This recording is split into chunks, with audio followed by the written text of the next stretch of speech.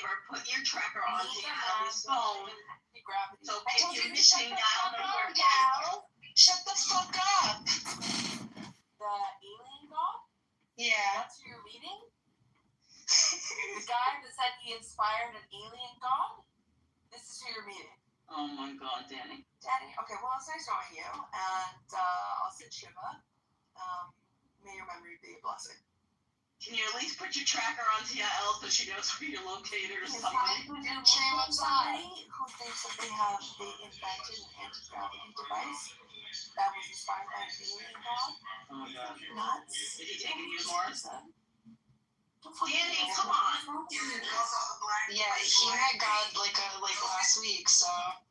Danny, I get your mad at Dimitri. Don't do this. You don't want to meet an alien god. What, Dimitri? Just leave me. What are you talking about? None of your business. Okay, so yeah, I'll see. I'm scared that he's gonna kill her out here one day or something fucked up. Yeah. We can't fuck with that man. He's gonna explode one day. I'm scared he's gonna just lose his shit one day and go absolutely berserk. I hope she's not going where she should. What do you want to tell the Democrats? What do you mean? There's nothing unsafe about it. Okay? Yes, Yeah, we need somebody, going You can trust the Jewish people, okay? He's probably not even What? fucking Jewish. If he made an anti-gravity device by the alien god, odds are he probably lied on his JDate profile too. Nothing about him is true. Right? He's probably not fucking Jewish. He's probably just a weirdo. Oh my gosh, he's so Ashkenazi. Just look at him. And you can't trust anybody. It doesn't matter what he is. If he's has all these inventions to Mars, you might be going on a one-way trip. So I wouldn't be going to meet any strangers. You're in a relationship. You have a man who loves you at home. Just give him some love. He doesn't love me. He is a liar. No, He's a liar, and he isn't Jewish, and God is punishing me for that. don't stop it. That is what's happening. Oh dear God. Do you know what happened? My son was listening to the Quran on YouTube yesterday. You can't leave them for 5 seconds, okay? How did he even know the word Quran? Is he listening to Clubhouse too much? It was all squigglies because he was watching ASMR, and I guess it brought him to that because it was like Saudi Arabia, ASMR, but YouTube's known for having weird. Why are you playing Saudi? What were they like? No, he found it on his own. He found it on his own. Okay, I gotta go because I don't want to hit traffic and. Yeah. Well, why don't you stay on the phone with us until you get there so we know you're safe? But then I have PTSD from when I met Fractal. That was a mistake, you know? I don't think it was a mistake. You guys had fun. No. Did you jerk him off? No, she sucked him off in the bathroom. We had help from the guy that worked at 7-Eleven. That was the only way we could use the restroom there. We had to trade our services. How's Fractal doing, yo?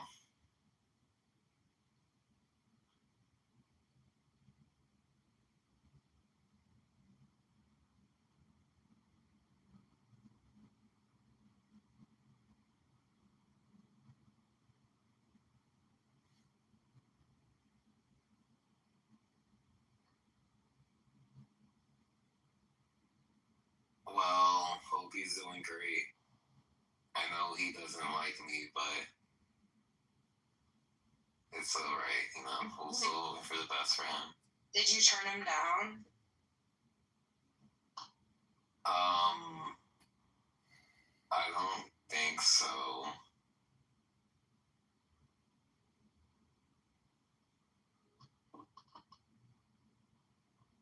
What do you mean blowing you up?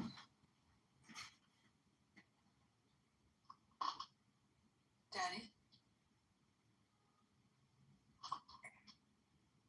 You don't want me to have fun? That's fucked up. I don't think it'll be fun. That's why I'm saying that don't do it, because I think it'll end badly. How would it end badly? Dimitri follows you, shows up, finds out, gets mad, explodes on you, gets angry, gets violent. I don't know. There's a million possibilities, but if you get caught with another man with your husband at home, yeah, I don't I'm think not that's a safe married. situation. What don't you The understand? man that your child. We ate a meal. Like, that's not a wedding. Okay? Okay, the one that you had a wedding with but aren't married to.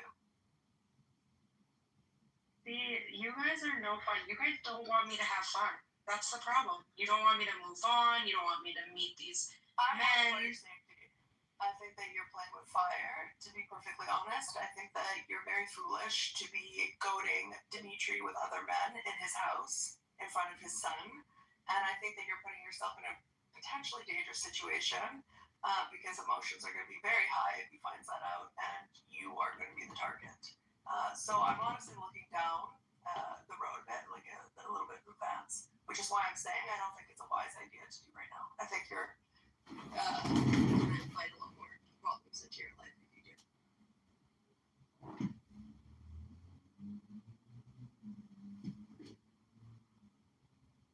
Cool. I know you're mad at him, but it's just one more day of being mad at him.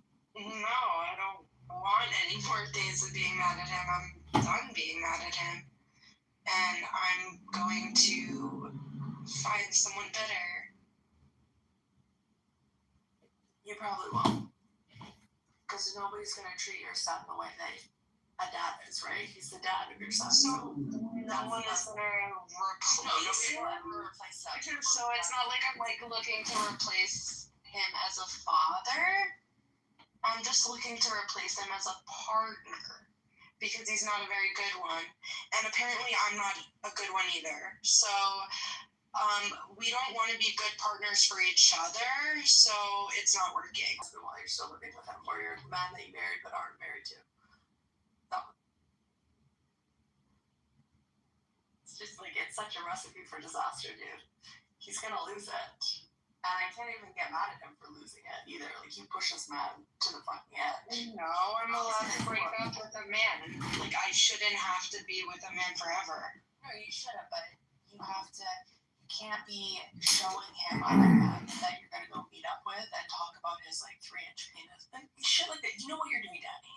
You're poking the bear, and he's gonna wake up eventually. He's gonna get mad eventually. Wait, who is this? Who's 3-inch penis? I don't want to talk about her. So we got a lot of people in here. This is great entertainment. Who do you think the sunglasses are? I feel Are like you the last and the boyfriend. What's his name again? John Neo or whatever. Okay, do I look okay, or is it just too much makeup?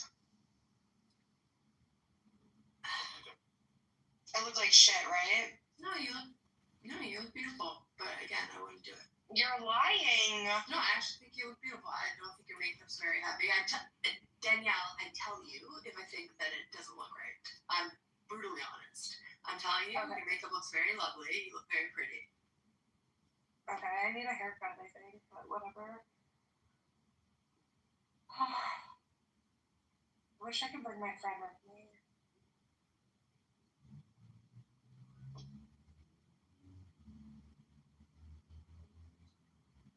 Is Dimitri at work? No, he's home. He just keeps coming in here, and he like lied about a lot of shit. And, like, it's just not a good idea. Where's Nico? I don't think I want to wear these socks. You see, I can't find the other sock. They're the perfect one.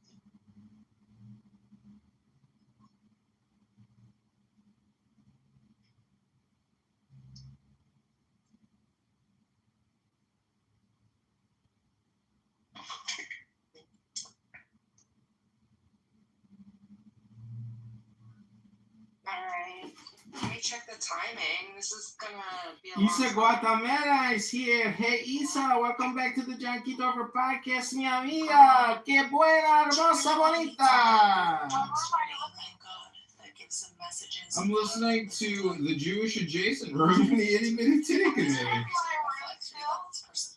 Why are they talking about here? They're talking about how she's about to cheat on her husband. What? I Yeah. think this person's probably a really cool person to meet, and it would be very It's smart. always the Danny drama show. It's like always a show about nothing. I've never heard drama from Danny. And No, I mean, it's always this aliens. struggle between her and her husband, how it's Talk like about everybody's aliens. public gossip here on this app. That's the Why- show. I have never listened to that. Actually, I didn't even know. Because, Oh, really? like, Really? I swear I to know God, that like I I have have shit to talk about for hours. Interesting. I don't barely anything for It doesn't mean Danny. anything at Like, all. she comes to rooms, but she But- jumps around. Does he live alone in his mother's basement? No. But we have never Where do you really live? Let's see. spoken. Can Like, you teach him about Maybe the like Baghdad more pottery, intimate please? Because I things? see that he's writing a lot about Thomas Edison, and he should know about 1,000 years before. Well, I have another room open right now. It's called the Issa Show in the campaign to like John Kitover. So I just want to know, Issa, would you be willing to host a John Kitover fundraiser? Would where you? is it? That's it. We're gonna rename the room right now. It's gonna be called Candidate John Fundraiser, hosted by Issa. What am I expected to do? Shall I just being everyone? Yeah. What was I gonna say? How are you raising your funds? Like through PayPal, through Cash App, through how? It's a website called Antidote. Up in the link. Okay. Yeah, but I cannot donate because it's. Well, you can host. That's all I need is somebody to guide people. I need somebody to like hypnotize people. I just hypnotized 100 people. I just hypnotized 100 people for Augustus, and we did a fundraiser for his new onboarding baby, Augustus II. I know. He's coming in December. Isn't that amazing? Yeah, I think it's very amazing. I mean, I have seen Augustus turning his life around since I met him here on Clubhouse. Yeah. Absolutely. It's really a really cool story. Well, it's the story of union between man and woman, and you know how people fall in love and how people start families. It's the birds and the bees. That's right. So where's your birds? Where's your bees? How's your love life? No birds, no bees. Yeah, I'm meeting guys, and but I don't find like the.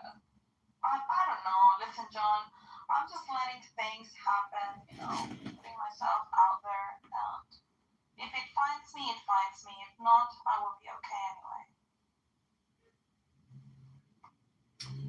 Yeah, well, it's all communication because these dating apps, a lot of it is just dopamine. So a lot of people are just spinning I their don't wheels. use dating apps. I mean, I do have Tinder, but I don't use it. I don't meet anyone from there. Like, I don't like to meet people online. Well, see, one point is what it also does is it allows you to scan all the men that you might actually meet in the real world. So, you know, how I have all these accounts on this app and X and YouTube. Well, I have a lot of dating accounts too. So I have scanned the population. And, you know, it's like doing a sociological survey of all your available potential, cohabitants or, lovers or husbands or wives. So people are looking for solutions or meanings that can't be really found in the other person because, you know what I do. I'm fully transparent. I would rather be in the book club right now than, in the Issa show. But thanks for hosting this room. We're doing a fundraiser. The link to your question is above. Click that link and you can see our official Antidote fundraiser page. And so what I need you to do is host the show in the same way you always create your itty bitty titty committee rooms, but create one for candidate Congressman John Kitover. Yeah, the problem is that this is not the itty bitty titty committee, so it doesn't have the same. It doesn't attract the same people. People think that So that's. anyway, we should do it is like we should open an itty bitty titty committee and then call it the fundraiser. Okay, do that. For John Kitover. Do that. Do that. do that, but mod In me fact, and but copy the actually, link. but I'll tell you, yeah, I will mod you. But I'll tell you what, it is more powerful in the mornings. You know, it's when everybody comes to the room and then people stay there. Yeah. So we can do it today, but we can do it tomorrow as well. Like Yeah, in the morning, tomorrow, and we I name it agree. our best. I agree. The morning is the power hour. Yeah, because everybody just wakes up and starts looking what rooms are there, and that's when I end up with also like old people from everywhere on Clubhouse. Then later in the day, they all just go to their rooms. I agree. I love the 8 o'clock in the morning hour on here. It's when people are just onboarding. Yeah, me too. I like it as well. I like the Bitcoin room in the mornings as well. That is like, honestly, that's like a chill as a mind virus room. That room is one of those rooms that is fully automated and will never stop. And as someone who loves recording rooms, I would dedicate an entire office to just recording that fucking pathetic room, especially in the morning, as you said, like, because they onboard each other, the news, this and that, and everybody's personality. And that is a show. See, that's what they're missing, is like they don't realize it. But most of this, if you're making a lot of money, many times it's superficial. But I think recording and publishing these rooms, I don't know if it'll ever have value, but. The Bitcoin room is cool because it's like its own world, like a lot of things are happening there. There is drama as well. People relate to each other. It also spills into X. And so there are interactions happening in X and on Bitcoin room. And so it's interesting. And I love those guys. Like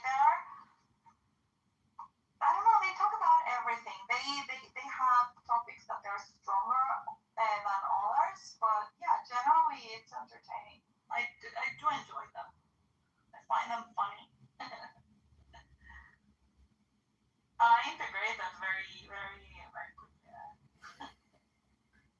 I love going in there and saying, guess what, everybody? I just bought my first Bitcoin. I finally own 1 Bitcoin. And then they like kick me from the room immediately. They definitely know who I am. No, they wouldn't. I don't think they would. Oh no, they know. I mean, once they know who I am, then they kick me.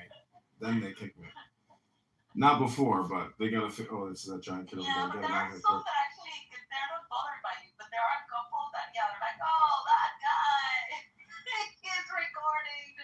Yeah. And I don't even think that they're really, really bothered that you record them, but I don't know. It's just like a rejection towards you.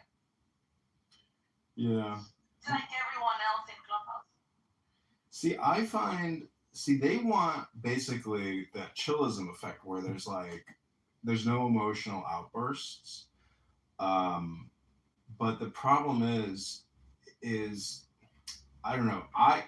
There is something about listening to a foreign native English speaker where if I forget that person is not a native English speaker and they're running on and going, never ending, it's like, this is a me problem. Like, I'm the hypocrite now because I'm stupid enough to sit here and listen to this stupid shit. So what I'm trying to say is, that's like the setup, but the final summary and the final analysis, it's all stupid shit because I choose what I say, but I also choose what I listen to. So if I'm going to sit here and listen to stupid shit, it's a me problem, and that means I'm not effectively optimizing my time usage in the real world, in the real life, here on this app. And that's why many people want to be the green bean, because they feel like they're more in control of their destiny, in the now. But the truth is, most conversations are completely whacked, total waste of time, and there's no purpose, no goal, and everybody has this like illusion that they're doing something, but they're not. You may call it dopamine, but anyways, the final analysis is this is a conference call app, and when humans give an opportunity to have a free conference call, they become monsters, demons, tyrants, terrorists, fascists, low IQ, brain rot people. That's my final analysis. Whenever I'm here, I feel completely opposite. I feel like I am rushing to nothing, and I feel I am getting dopamine hits, but I feel actually kind of anxious because I have stuff to do, and I come to Clubhouse to avoid doing what I have to do in real world, which is not good. I think I'm gonna take another break of like a week because I need to do a lot of stuff for you guys. See, a lot of people say, Spending a lot of people come on this app and they say, I'm gonna start doing this. I'm gonna start doing this. But I will tell you, do you know when you're actually the most optimized and productive? It happens on its own when it's fully automated. So really what I'm trying to point out to you is that all communication is hypnosis. And what you're doing is when you're saying, oh, I have to do the laundry, I have to do the dishes, you're programming yourself to take that action. I just don't do. What I mean is I need to do a lot of admin. And this week I have been wasting 3 full days on Clubhouse. And I haven't done a lot of stuff. So I need to do a lot of stuff before the weekend. So I'm going to take like a week off also because I have a German test next Wednesday and I need to prepare for it. All right, we have a lot of people coming in. This is Candidate John, the fundraiser, hosted by Isa. She is our fundraising captain for the next 10 to 20 minutes. Click that link above and donate $5, $10, $20, $50 right now to the campaign to elect Candidate John. We are taking questions at $1 a question. Every dollar gets us 1 petition signature. And Isa is our super hostess of the hour. Thank you, Isabella.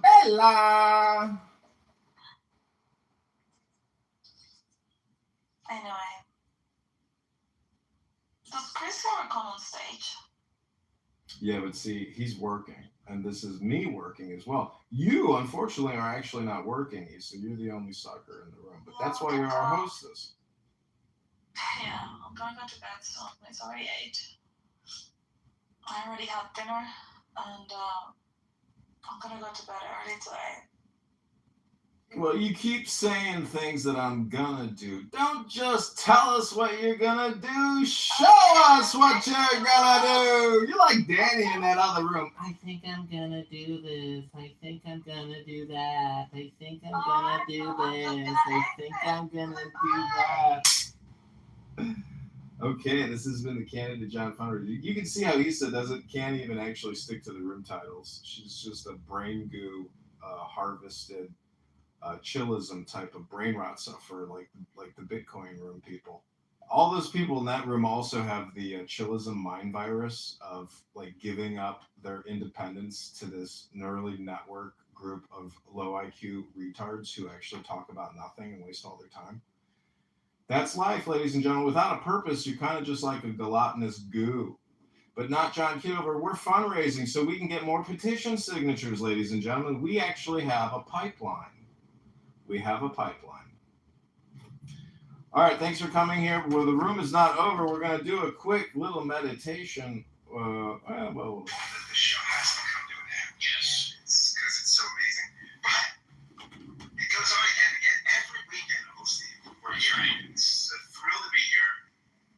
I don't want to be like everybody else. I have something inside which is burning. And I look around, but this life and everything I see is not for me. I'm supposed to be something different. I have to be something different. I am not like everybody else. I don't want to be like everybody else. I have something inside which is burning. And I look around, but this life and everything I see is not for me. I'm supposed to be something different. I have to be something different. I am not like everybody else. I don't want to be like everybody else. I have something inside which is burning. That's the YouTube algorithm. Well, his father, anyway, is the one that turned him in, so clearly he believes in personal responsibility. And that's, I think, where we need to start is where is the personal responsibility rather than the finger pointing. And well, his father, anyway, just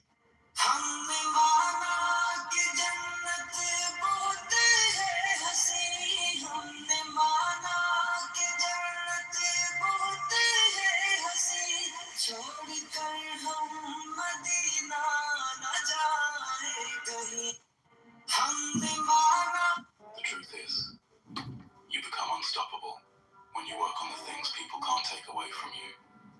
Things like your mindset, your character, and your personality.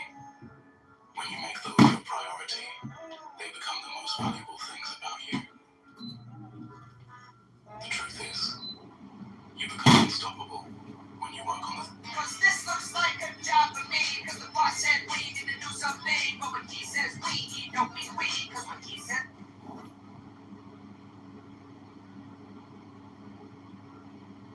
Just be clear.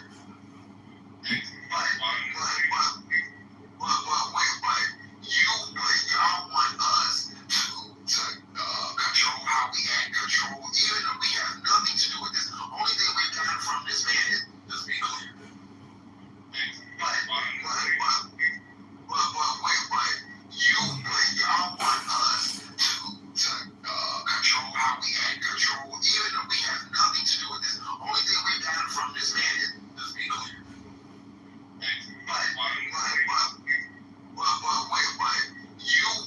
Y'all want us to control how we act, control, even though we have nothing to do with this. Only thing we've gotten from this man is, just be clear. Y'all want us to control how we act, control, even though we have nothing to do with this. Only thing we've gotten from this man is, just be clear. Y'all want us to control how we act, control, even though we have nothing to do with this. Only thing we've gotten from this man is, just be clear.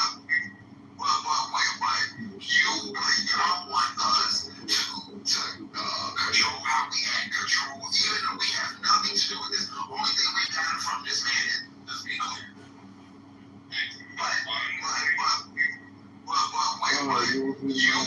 Y'all want us to control how we act, control, even though we have nothing to do with this. Only thing we've gotten from this man is, just be clear.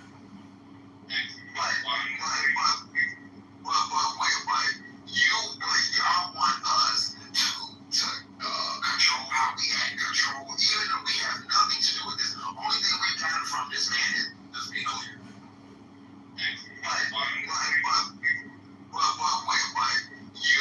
Y'all want us to control how we act, control, even though we have nothing to do with this. Only thing we've gotten from this man is, just be clear.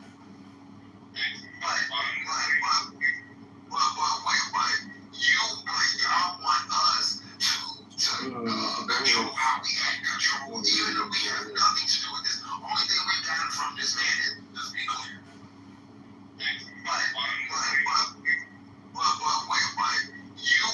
Y'all want us control how we act, control, even though we have nothing to do with this. Only thing we've gotten from this man is, just be clear.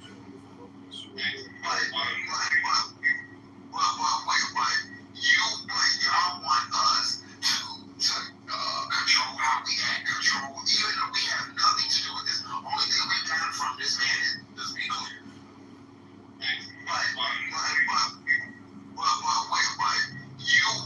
Y'all want us to control how we act, control, even though we have nothing to do with this. Only thing we've gotten from this man is, just be clear.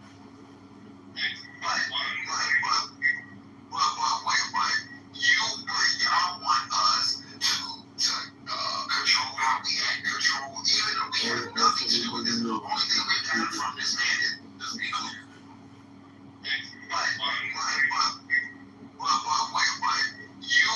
Y'all want us to control how we act, control, even though we have nothing to do with this. Only thing we've gotten from this man is, just be clear.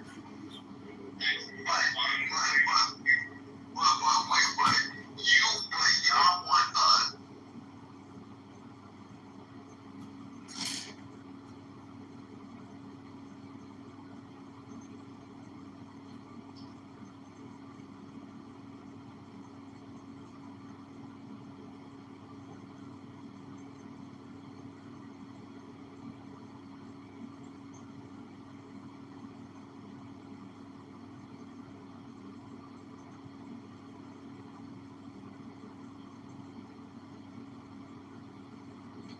I will be the congressional leader and comparative spending allocation back to the people in the bag and stuff.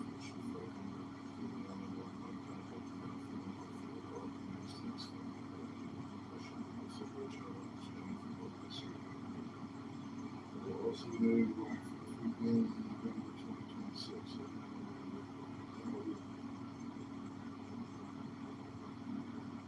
Please note.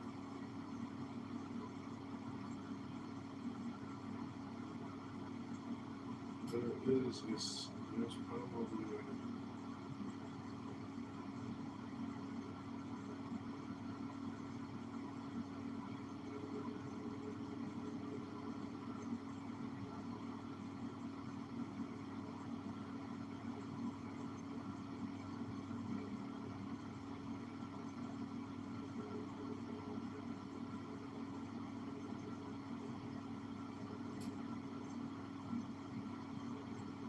so please take all of my so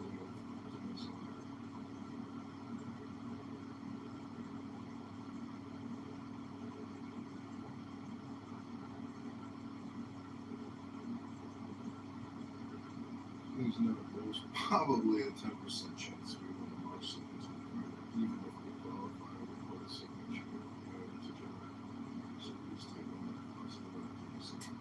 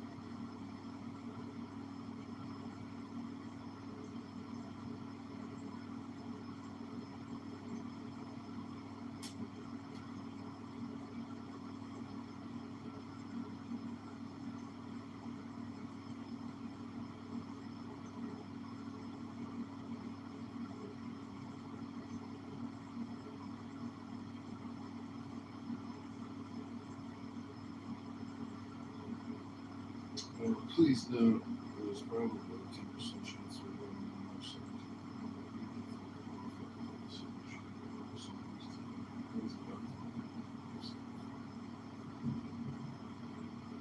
Maybe the congressional leader can provide this one on vacation back to the people of Winnebago and see the fortune 50 of people going to block for it. Good job, Jennifer. Both of us are doing great work. Also, we made our full program in November 2026. There's probably a 10% chance that we're going to even if we qualify for the signature. So we still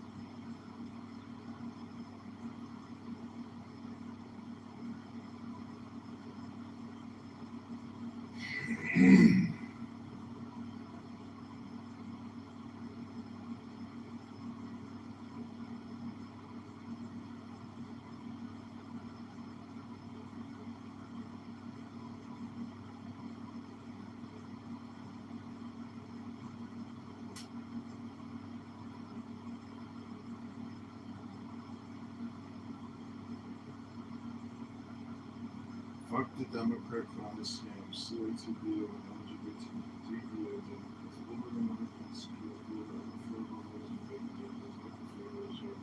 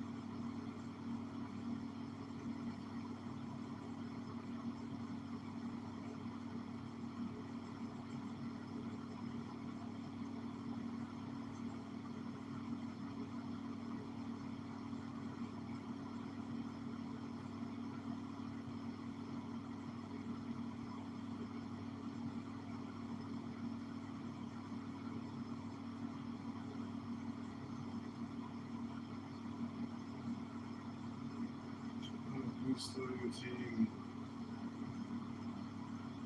to post as well. If they feel comfortable.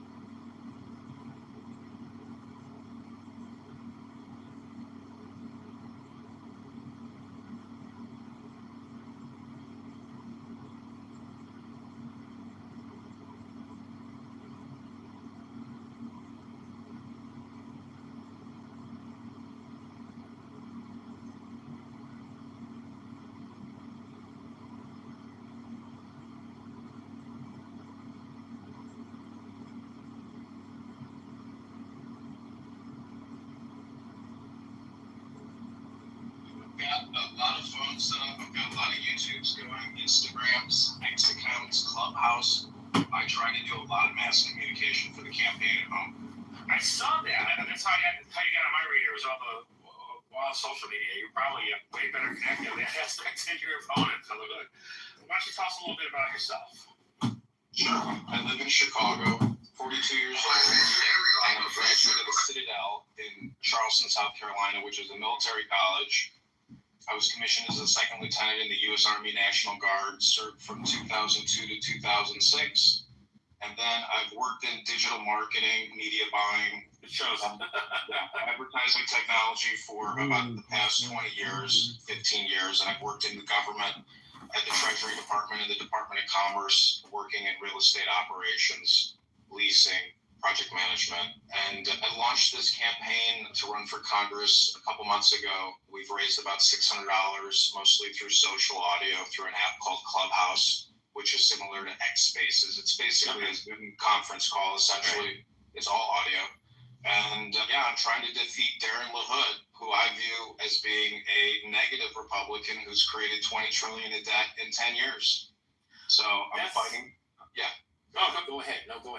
I'm saying I'm fighting for the people of the district in 16th district in Illinois, for the whole state of Illinois, and for MAGA and the Republicans all around the United States who believe that our government is borrowing and spending way too much money.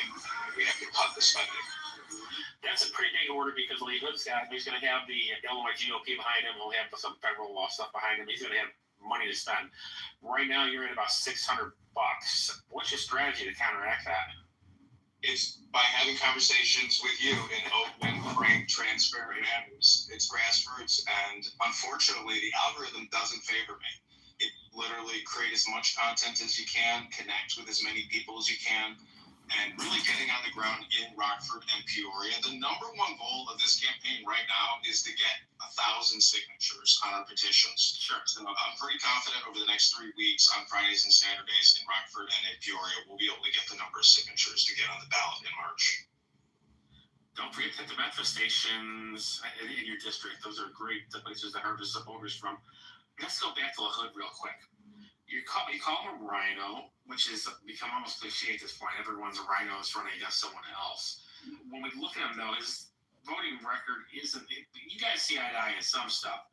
What is it you're not seeing eye to eye on him with him that caused you to run here? Really, it was his COVID-19 response. If you do a cross comparison between open secrets and all the HR acts that he has voted on, it's not an 10% or an 80% correlation. It is a 100% correlation between all open secrets donors and all HR acts. So there's a 100% correlation between HR acts and lobbyists who are essentially paying him to vote for all these funding measures. And it started with the HEROES Act and the CARES Act. The amazing thing about Grok on X is you can use it to go through all the HR acts and identify by the largest acts and whether LaHood voted on it, and then who the Fortune 500 corporations are that receive the most amount of money through those acts. And there's a 100% correlation in open secrets with all his donors. He has over $12 million or over $10 million in his campaign account. And so in my opinion, he's running a skimming operation. And this is what a lot of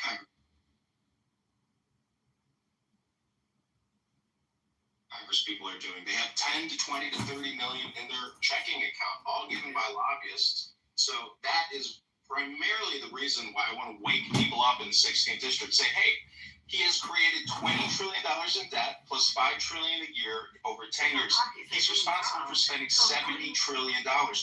What have the people in Illinois District 16 really gotten from LaHood for all those trillions of dollars? He likes to say it's all about jobs at Caterpillar, etc. So in my opinion, he's wasting the money. We have to stop borrowing and spending, and that's why I'm running against Aaron LaHood in the 16th district. And in deference to your campaign too, some of those jobs he talks about didn't really appear. You look at what happened with Stellantis, they only got one up with a fraction of those jobs coming back.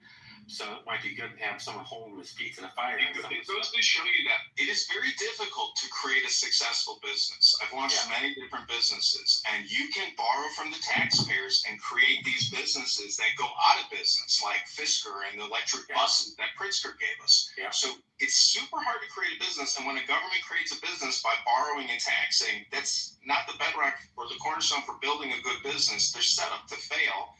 And it puts all the debt on future taxpayers. So it's that's not a fair bargain. No. What did you do in the you're in the Army National Guard? What did you do there? I know you're an officer, so it's a little different. I'm not looking for. Sure. So I can tell you, I went to the Citadel, which is a prestigious military school in Charleston, South Carolina. And while I was there, 9/11 happened. So I joined the Army National Guard as in what they call the simultaneous membership program. So I started out as a PFC, then a specialist, then a sergeant in the infantry. And so I went to Fort Benning, Georgia, practiced warfighting for 4 months in the forests of Georgia, graduated college, got commissioned in intelligence, and I worked in translations, interrogations. The Army is Army work. That's digging trenches, fighting, and being in cities. I didn't deploy to Afghanistan or Iraq. I was all around the United States. And then I started working in digital communications. I think from a forensic accounting standpoint, let alone just AI and the queries that I have put into Grok. If you go to my X account, it's John Kitover, Illinois, that's IL. And I will retweet some of my best Grok queries trying to untangle congressional borrowing and spending, borrowing from the Federal Reserve, really looking at our ledger books, our balance statements, and saying, you know what, guys like Darren LaHood are kicking the can down the road over and over. 10 years now. So this is my background, but I'm really trying to stop the borrowing and the spending. I think it has to become a mantra with Republicans. I'm standing with Thomas Massey, Rand Paul, Ron Paul. I supported the Ron Paul campaign from California. I have a good picture with him. And I just believe that we are digging a hole. We have to stop digging this hole of debt and borrowing and spending from the Federal Reserve. We have to cut Medicare, Medicaid. We have to cut the NDAA. And I think we can preserve Social Security, but cutting the military-industrial complex and big pharma are the number 2 priorities of my campaign. So that means Lockheed Martin, Northrop Grumman, Boeing, Pfizer, Moderna, J&J, AstraZeneca, the hundreds of billions of dollars in tax credits that they got from the big, beautiful bill, $500 billion a year from taxpayers in tax credits. I think that is the primary focus of my campaign. You segued exactly where I wanted to go. I was just going to ask about the big, beautiful bill. That was a huge expansion of spending. So I think you pretty much told us where you stand on that. You weren't exactly pro-big, beautiful bill then. We can kill the 2 biggest problems in our society, which is the military-industrial complex and big pharma. We have to cut the Medicare and Medicaid by probably $1 billion to $2 billion a year, and the National Defense Authorization Act by about $200 to $400 billion a year. We'll be able to start paying down the debt. We can lower taxes, and we can stop funding big pharma, which is poisoning us, and the military-industrial complex, which is taxing us and doing military policing around the world. And Darren LaHood has kicked the can and funded this for 10 years. He's been a congressman in the 16th district, and I think the connecting district before redistricting. But he is a can kicker. I'm going to crush his can, and I'm going to recycle it for the American people and for the people in the state of Illinois. Let's talk about vaccinations. I'm not real clear on where you are on vaccinations as far as if it's just a COVID vaccine or if what's your stand on other vaccines? Let me just start with COVID-19 and that vaccine response. The HEROES Act in March of 2020 was the first $1 trillion tranche or omnibus bill that Darren LaHood voted for. And that is the start of it. That's when Pfizer was able to print up 30 billion cocktails.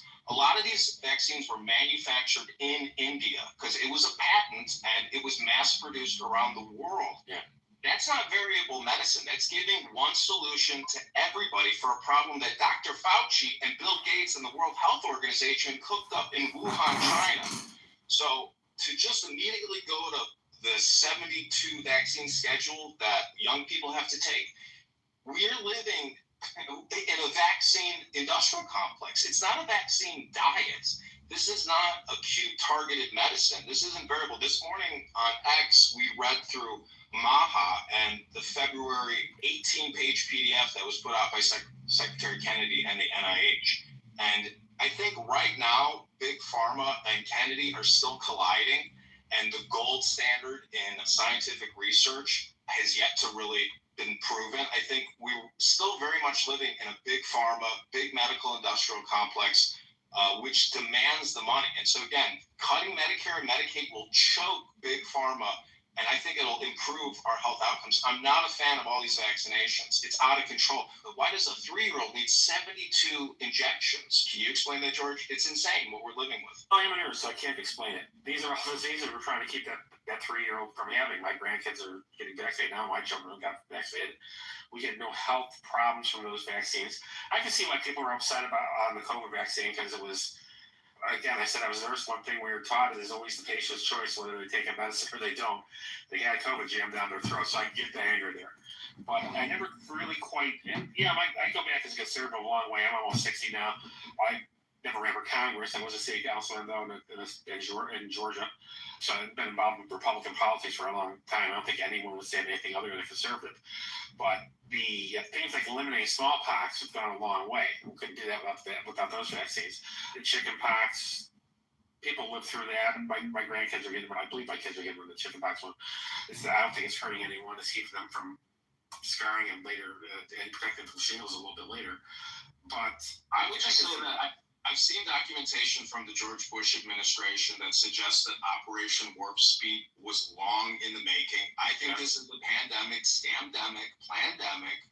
I don't trust it. The lockdowns, the baby diaper masks. Yeah. People are very angry still. And when you bring up COVID-19 vaccines and the lockdown, Darren LaHood told his constituents by X, if you don't take this injection, this pandemic will never end. You have to get vaccinated. Otherwise, you'll never be able to go back to work. That's the type of messaging he put out on his X account. You can search it.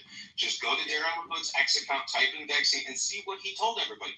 He was doing propaganda messaging, pushing out big pharma talking points. That's not leadership. That's doing what your lobbyists, multi-million-dollar contributors tell you to do. And he's telling everybody on his ex account, his Facebook account with 27,000 followers, in my opinion, he's pushing propaganda, and he voted for it. And he took out trillions of loans on your behalf to fund this. We're $37 trillion in debt, and we have $100 trillion in unfunded debt liabilities. That's a total of $137 trillion. So everybody in this country owes over $100,000 right now to the federal government on the balance sheet, and Darren LaHood doesn't talk about it. All he talks about is how the big beautiful bill is so beautiful. It's not beautiful. It's taxation by loading it on the back end. So, in my opinion, he is not leading the people in his district, and he's a failure as a congressional representative in the 16th district. And in Illinois, he's just a can kicker. And I just want to reiterate, everyone has to chant the mantra: stop borrowing, stop spending. And that is good to hear Kayla say, because we go back into what some people call the bipartisan combine. Everyone's just taxing and spending. There really has not been a responsible financial party for a very long time. And it's good to hear people coming up through the ranks and running for office saying, yeah, we got to stop this, because it's not sustainable. You're absolutely right on that. I'm curious too. You went right for a congressional seat. Generally, people coming up through the ranks will say, "Oh, you're going to start at city council. You'll start at the county board. You'll start at the township level." You went right for Congress. Mostly, it seems to be because of the job Darren LaHood's doing. Did you have any thought about starting lower and working up, or was this just you're passionate about ending LaHood's reign in Congress? Let me just say, this is not the second time I've run for politics. I ran for committee person here in the 45th Ward in Chicago, and that is what created this rocket that is trying to defeat Darren LaHood, because that experience of dealing with all kinds of low-down, dirty, grimy local politicians and the lawyers, and let me just describe to you what happened. So I ran for committee person. I spent about 45 days at the Jefferson Park Blue Line stop. I hired people off of Craigslist. We gathered about 800 signatures. Every single signature was challenged by the Chicago GOP. We were about 60 signatures short. But I filed an appeal. I had to go downtown, go through the election courts, had about 2 trials. The challenger, Estella Richards, the 45th Ward committee woman, never showed up. She couldn't provide any testimony, wouldn't provide any testimony in terms of questioning. So in my opinion, my constitutional rights were denied me, and this deals with ballot access. Right. I have no doubt that this time going around, we will get the total number of signatures to actually be on the ballot. It's less than 700. Right. And let me tell you, when you file for Congress, it only takes you 15 minutes to file. So my question is, where are the patriots and the Republicans in Peoria and Rockford that want to stand up to all this borrowing and spending? Where are the libertarians even that are not stepping up to the plate? A lot of people aren't getting anything for their vote, but they're still going to vote for Darren LaHood. Yeah. This is why I decided to run for Congress, because the issue is that important, that this is not just whether or not I win or get on the ballot. This is about creating communication to as many people as possible to recite the mantra: stop borrowing, stop spending. Every single year we're borrowing $2 trillion and only taking in $5 trillion. So this is why I'm running and why we have to defeat Darren LaHood in Illinois 16. This is the old Illinois GOP mantra. It's not your turn yet, right? This is why no one's running, because they go up to their county GOP, and they're told it's not your turn. Or in your case, I'm sure you've been told, start smaller. Start at the township level. Start this. Of course, the Chicago GOP is so completely dysfunctional. Maybe they didn't tell you that. But this is the same thing I hear over and over again as I talk to candidates. That they told, it's not your turn. Listen, it's everybody's turn. There should be 100 people lining up when there's no filing fee and it takes you 15 minutes. And now there's another Republican candidate running, and I think there's 4 Democrats running against Darren LaHood. So people are waking up and standing up. Darren LaHood really flies under the radar, but he has a very powerful position in Congress.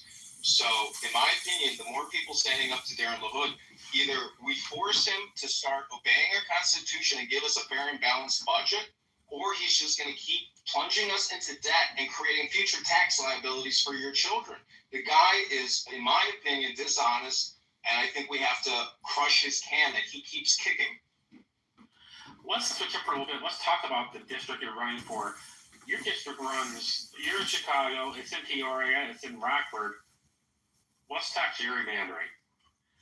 Where's our solution here? Right now, the Republicans we're roughly half the state's electorate. We only have 3 congressional states. One the ones you're running for. What's your hope here? What's the answer here? As long as you're that outnumbered, how do we fix this? Let me tell you, before working at the Treasury Department doing facilities management, I worked at the Census Bureau downtown Chicago. So I was opening and closing census offices, and it's a lot of work to open a census office and gather that data. And that is the only agency in our Constitution. All these other agencies are not there. The census is the only one that should technically be funded. Most of these other agencies, I think we could eliminate a large percentage of them. These are the top towns in the 16th district, and these are the towns normal 52,000, Peck at 31,000. Hey, Mark, I'm playing this interview I did with that George Dean.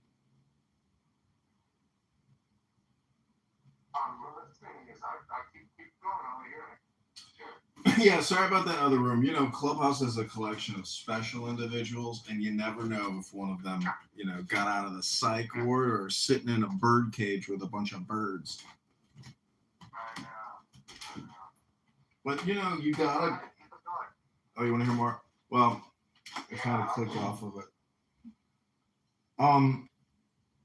You know, I've done a lot of public speaking analysis, and I think you should do more analysis on what you're saying and how you say it.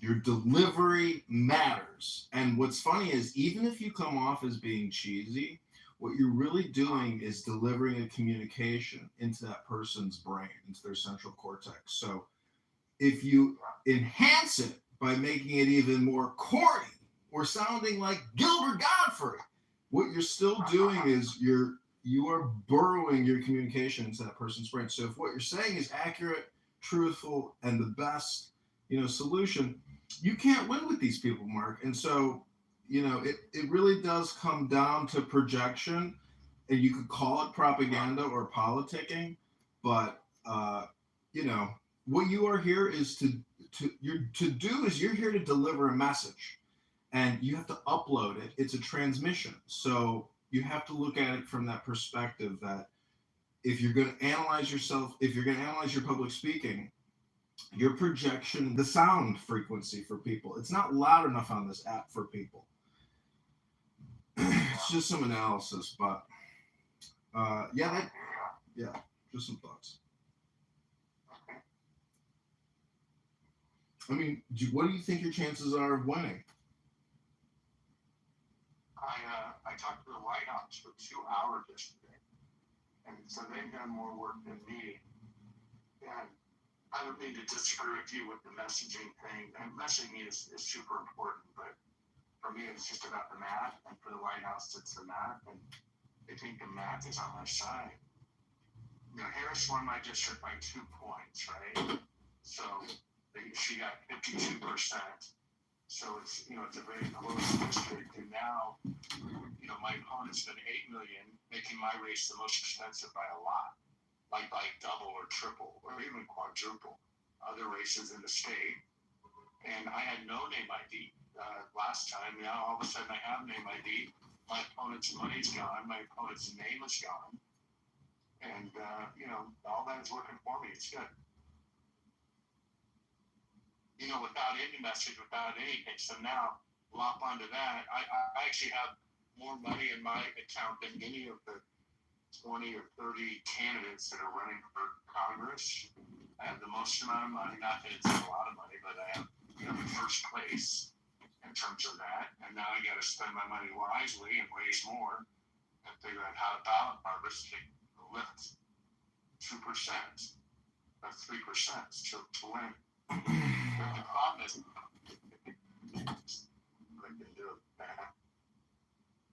know, you can only outperform the top by a certain amount, no matter who you are. You can be Jesus Christ, and you can't outperform, you know, the president or the midterms, the governor. You can't outperform that by, you know, 10 points. It's hadn't been done in history. So, you gotta hope that is, whoever wins, did a good job. And right now they all kind of suck. Well, I think your Chicago Flip Red content was like the best content I've ever seen you post. You know that. Yeah, but you got to frame it even more. Don't forget my district has 0 blocks. That's okay. You know you're getting out a free market educator as opposed to just it's about the framing and the footage and the posting. But either way, I mean, I think you're like you just said, you're in looks like a fantastic position. But do you think that the communication, the outcome, like you said, very rarely will you ever see a 10% margin. It's like a couple hundred votes. So do you think it aligns with the communication? If I was a hot chick with the Harvard MBA and a great, I was a celebrity, I think I could gain a point or maybe 2 or something. The bigger thing for me is to get out the vote in the ballot harvesting, which is what I hear from really smart people who've been doing, or like from Trump, for example. That's what they you're going to see, I'm sure you've already seen when you talk to voters, they don't, who even they're unlike same thing is how do you get those uninformed, what they call like low propensity voters, how do you get them off their butts to vote? And unfortunately that does require a lot of time and money, whether it's email, text, door knocking, phone calling, mail, all that stuff. And if you can do enough of it, you can target back at people, then you can make a difference. But like I said, you can't make 10 points different. It's just not realistic. Most people go in the booth and they vote for that top of the ticket, then they quit. Or they vote for what's underneath, but they just vote straight ticket. And they don't know the people. They don't know any of the people. I do the same. Like government laws, state reps. State, there's nobody knows. American people don't like body perception. So if you get their speech, you're getting it to those 5%, and you get a big share of the 5% of the people that are informed. That's good. But the bigger thing is how do you get the 95% of people to vote for you? And so I'm pretty focused on that. Yeah, I mean, for me, just getting on that ballot, like, because I'm, going through the signature challenging before with committee person, I know that even if I can win and get on that March ballot, like, that's the big success for me. Because if I can do that by November 1st, I mean, that gives me November, December, January, February, March. That's 6 months of online politicking. So the communication, or the 180 days, the next 180 days of your communication calendar, the more you can detail it out and publish it, and use Grok, Mark. Ask Grok a question on your profile and say, "Hey, Grok." I do it all the time. Oh, you're doing it? Yeah, and I've got a social media guy. I'm on it. Wait, but listen. How are you? Like, I'm doing a deal on Saturday. Let's see, it's not your district, but I'm doing it. It's in Eldon, and if it works out right, I'll get 500 really good signatures in about 3 or 4 hours. It's the CRO has a way of doing it, which is really actually pretty genius. Like I have to provide 4 volunteers plus me, so there's 5 of us, right?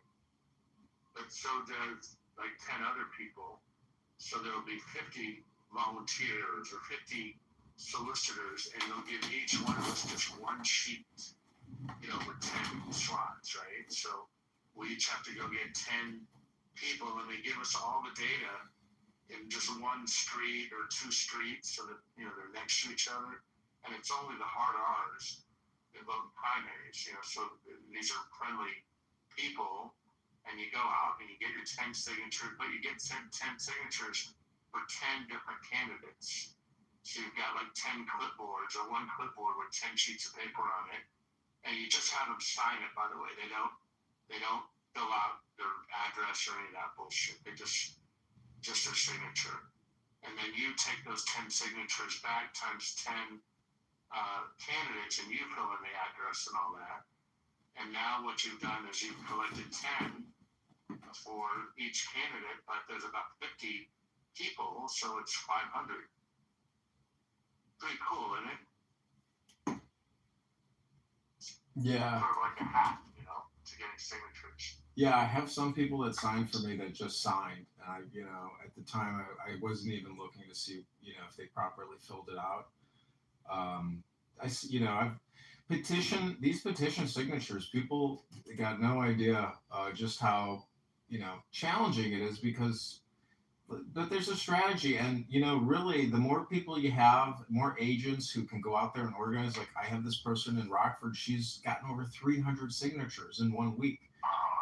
That's a dream. That's a good one. I know she's the thing is, you do a lot of it is geographic. She's a volunteer. I'm paying her. The campaign's paying her. Oh, that's good. That's a good one.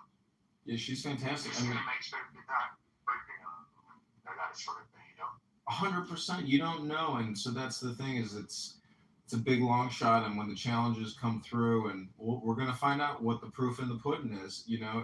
If I get defrauded with petition circulators and I don't get on that ballot, I still won't be defeated because I've hopefully been trying to draw attention on the platforms about the fiscal crisis, about the economic crisis. So anyways, I'm happy that Chairman Powell lowered the rates, but do you think they should lower them even more? I mean, why don't we go back to 2.1%? You think that'll just ignite inflation?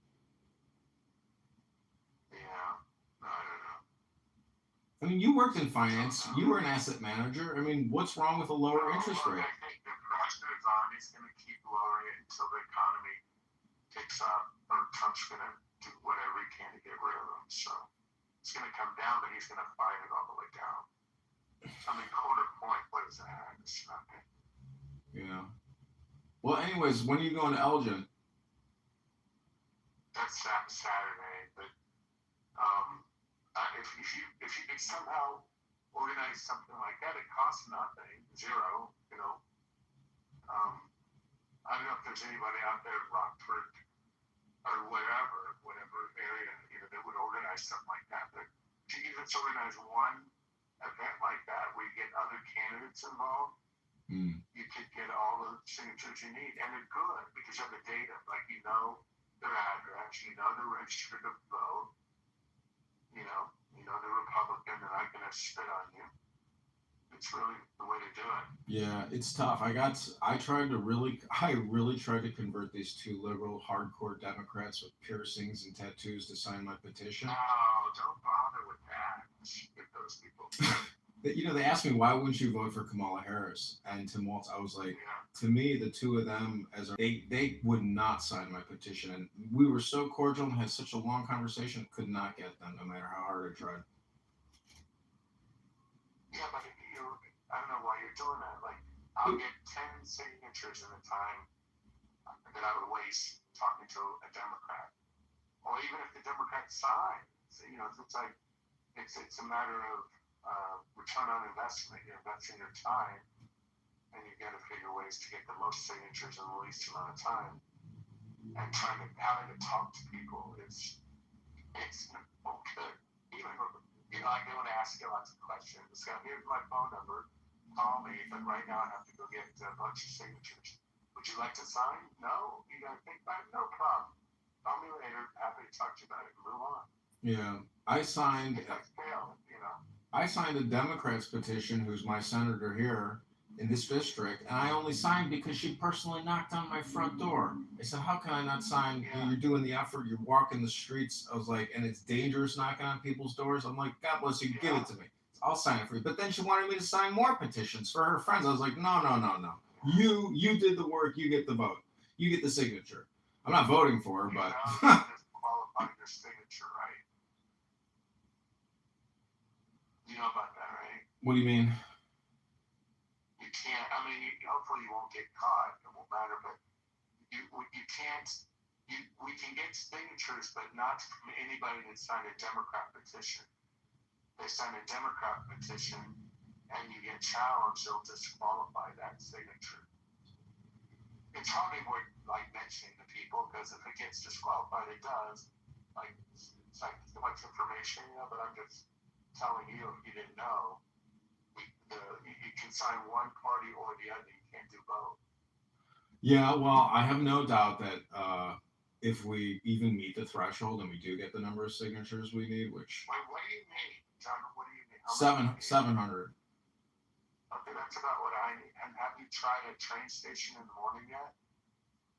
No, not yet. Personally, no. Do you have any train stations that would be like lots of people commuting? Yeah, I've been doing research on the maps and trying to find the best places. It's just a question of, well, I can probably I mean, I want you to know I get 50 to 100, 50 to 80, I'd say, from 6 to 8 o'clock in the morning at a train station. Those are like little honeypots. Mm-hmm. This is my priority. People who are getting me signatures, I got them from Craigslist, and so I do need to repost in the top cities, and that I think could get me a couple hundred more. And then personally, I think I can physically get 300 myself. So I think I'm gonna be right on that threshold. It would be nice to have another 400 to get to that 1,000 mark. Yeah, try not to turn in 7. If you turn in less than like 1,000, he's gonna challenge you for sure. Well, he's gonna challenge regardless. Every signature will get. I sat through this bullshit. They will have somebody there challenge every single fucking signature just to make you sit there for 6 hours. Not worth doing. I'm just saying. I know what my priorities and my to-do list is today. I've already analyzed my thoughts. I know how I think I can do it, but your help could push me over that that threshold and make getting the March 17th ballot an actual reality. What's the Chicago part of your district? Rockford is what can win this for me. There's 150,000 people there. It's the North versus the South. Rockford versus Peoria, and the North is pissed. There's a lot of crime in Rockford. My campaign circulator, who's getting the most things, she won't even go to parts of the town. It's too dangerous. Who's my Rockford guy? Have you ever talked to any of these Rockford politicians? Yeah, Max ran one of them off the conference call. He pissed him off so bad. Oh no, who was it? He was the guy who reached out to me that wanted to help me, and Max chased him off. Why did Max chase him off? What was that about? It was just Max being Max, and they pissed the guy off, and he went bananas. But Max wouldn't relent. Max wasn't wrong. The guy's a whack job, but he still wanted to help me. Yeah, that's sad. I'm sorry about that. No, it's meant to be. Listen, I have people who have wanted to, help the campaign, and then maybe they look at my profile stuff and they're like, I can't do this, and they end up not reciprocating or recommunicating. So I have been using Clubhouse to onboard people, and in my opinion, it's working. It's a team building experience, and a lot of people who can't download this app and have a conversation here, it filters them out. I don't want them gathering petitions for me because they're incapable of even having a conversation on a phone. So. Yeah, but what about like I went to the scam on like a day dinner, for instance, and there was like I don't know 100 people there or something like that. They're all PC and they're the kind of people that do get petitions and they are Republicans and have been working and stuff like that. Might be good for you. Listen, I can take Mark. My experience is take it straight to the people. I don't need to go through Republican channels to get these signatures, and I know what they're going to do and waste my time and blah blah blah. They're not going to help me or give me a time. Not going to give me their time. Not going to give me their money. Not going to give me their click. You know what it's like. GOP has like 230. Wow. She just texted me. But he'll have more. That's what he has so far, and that's from their group. One by one, they go out and they knock on doors, and then they have some in their office that people come in and sign. So that's 500 for me, and those are good signatures too. Like those are high quality, because those are people going in the district to doors of people that they know. So they all suck. Believe me, I'm like Matt. These guys suck balls. But this is one thing they can help you on if you solicit them to do it. Is getting signatures. I could try, but I very much doubt they're going to want to help me. They're going to go with their own hood. So, See, I don't know. Aren't people sticking out? Well, that makes my job even easier. I've gotten signatures in Bloomington and Normal. As soon as I say I'm here to kick Darren LaHood out of Congress, they say, "Give me that petition. Give it to me."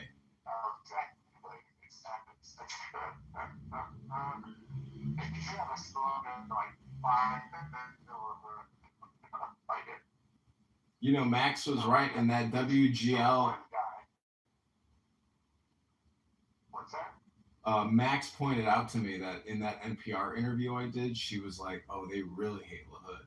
So I am getting, publicity from what I would call Democrats because everybody really dislikes LaHood. They want him gone.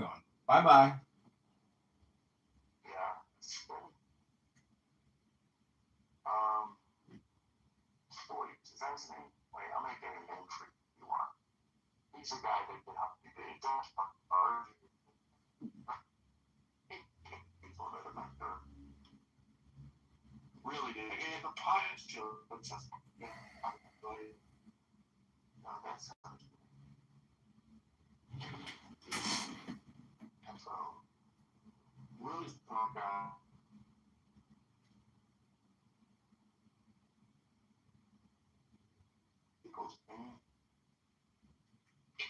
He lives just west of, he lives west of Rockford, but that's good for you, right? That's by your district, right? If he's west of Rockford? Yeah, it goes west. All right, so wait, you have O'Hare? No, could be the 17th. Could be the 17th. So wait, you have O'Hare in your district, right? Yeah. So does that include Edison Park? No, just over by you, it only includes a little bit of. It gets you the pavilions. Yeah, the pavilions, but nobody speaks English in there. Well, that's okay, just put out some Indian candy and they'll sign your petition. I mean, I've worked it. I even had a meet and greet in the pavilion, like a lot, they have like a conference room. I mean, I've spent time there. It's just so few people speak English. But the polls and all them, the big on Republican, they're all excited. And by the way, Whitehall was like, last time. I mean, it's a good spot. But tonight, do you? Yeah. Well, do you think Roger Krishnamurti is going to make it to the Senate? I hope not, but I think he's leading in the polls. Boyd, not Jason Boyd. Just copy and paste the Clubhouse room link and text it to him, and we're going to find out just how smart he is, Mark. No, he's not going to do that.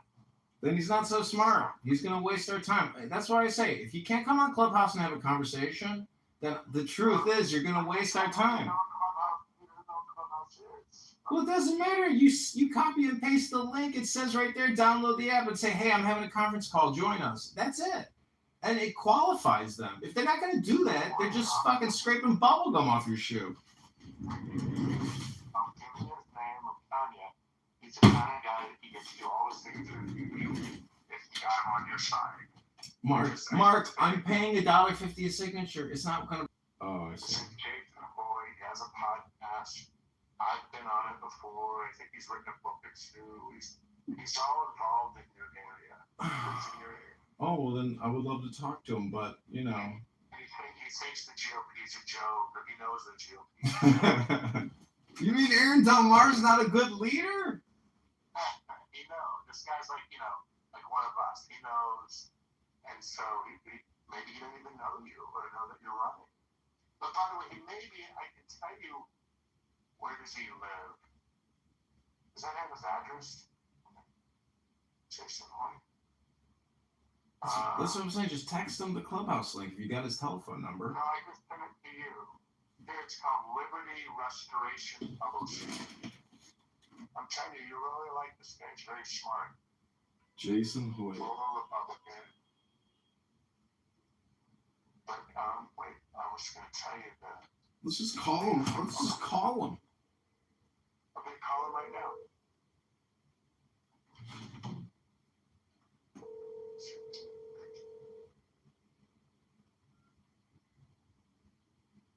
I'll tell you this now. If you can look it up. Hey, boy, sorry I missed your call. Leave me a voicemail, or better yet, send me a text. God bless. Hey, Jason, this is candidate Congressman John Kitover. I'm here with Mark Rice, candidate Congressman, and he texted me your contact information, and we were hoping to chat with you, and I will text you, and I hope you're having a great day. My number is 312-498-0517. Take care. Bye. Mark, do you want to say anything? No. Bye, Jason. Hope to talk to you soon. All right. I think he's from Winnebago, which is just west of Rockford, just like 10, 20 miles. So that's pretty close, right? Yeah, the young lady who's helping me get signatures, who's gotten us over 300 signatures, she just texted me and said, what are you going to do for Winnebago County? Oh, good. But he's from, I guess he's from Winnebago County, but he's from the town of Winnebago. Yeah. It's kind of like a suburb of Rockford, nicer suburb. Well, but it's west. I still know how your district works. Yeah, it's north to south and up northwest. It's a huge, it's a big district. LaHood, he's got 4 offices. 4 offices in the district. It's crazy. Yeah. And I'm going to look it up. Do you have this map that shows your district on Google so you can see the people live in it? Yeah, I've got the names of all the towns, the numbers. I've got a lot of demographic data on the district. I've got a Google map and you just put in their address and then it shows you, oh no, see, you have a weird looking thing. Are you the green? Like, do you go to Harvard? Yeah, I can text you. Actually, if you go to johnforcongress.com, you can actually see every town. Oh, I got it. No, I got it. You're the 16th? Yeah, 16th district. Right? 16, yeah. Okay, so you can go much closer, just west of Hebron, Harvard, Lawrence. That's really not that far. There's a lot of towns. It's crazy. There's, the thing is, Rockford is where it's going to be at, just based on the numbers. I can get the signatures out of Rockford. Yeah, it's the best place to go. So here's the problem. Winnebago can be 17. But it's really close to yours, like it's 5 miles. Oh, I see. Do you see that? I'm looking at the map. It's so weird the way that works. But here, let me send this to you also. If you've never seen this map, this helped me out immensely. Send it.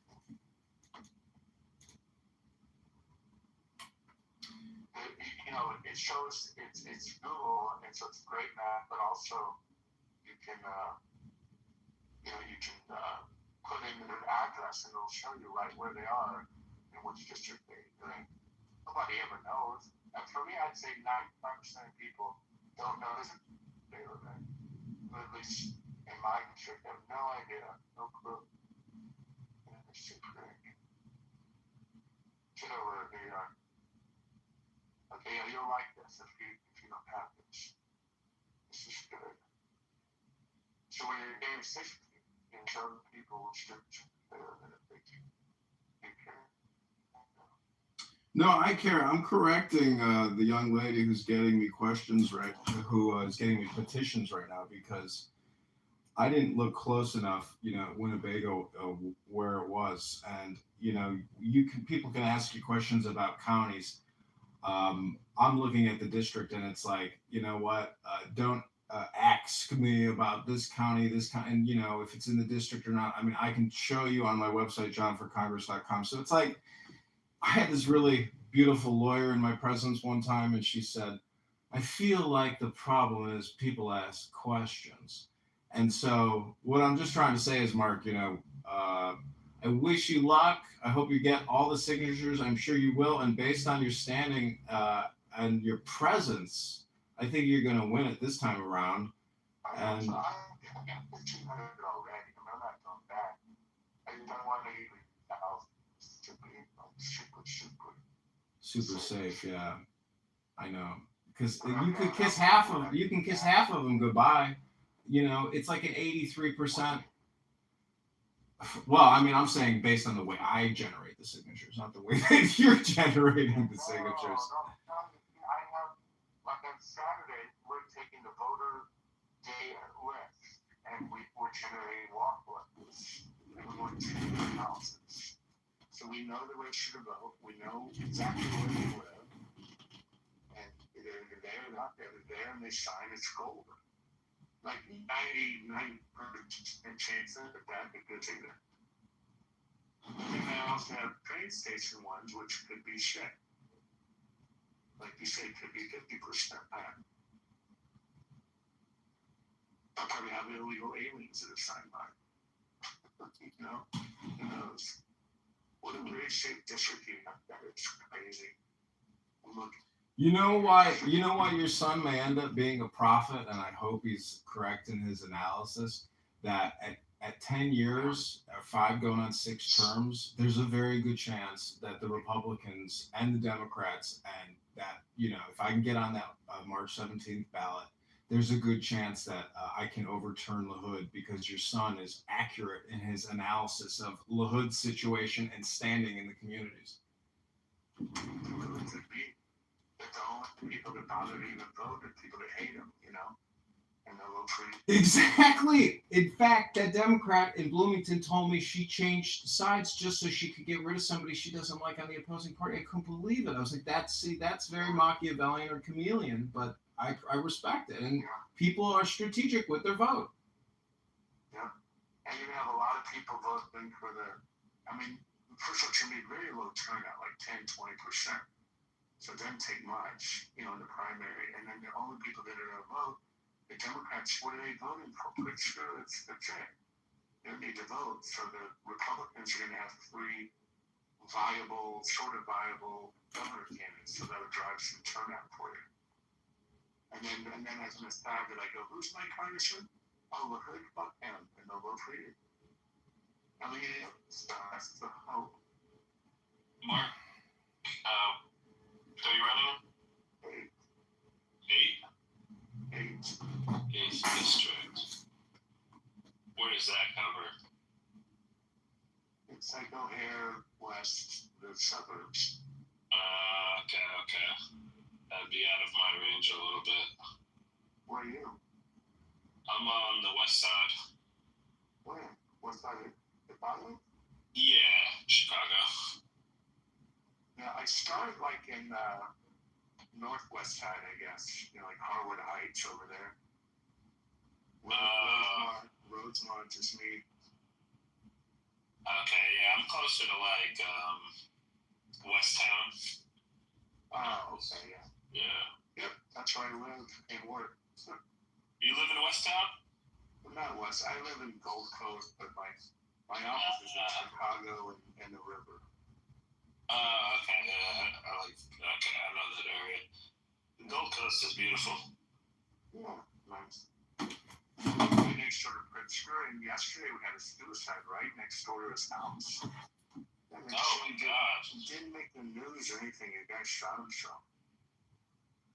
That's horrible. I know.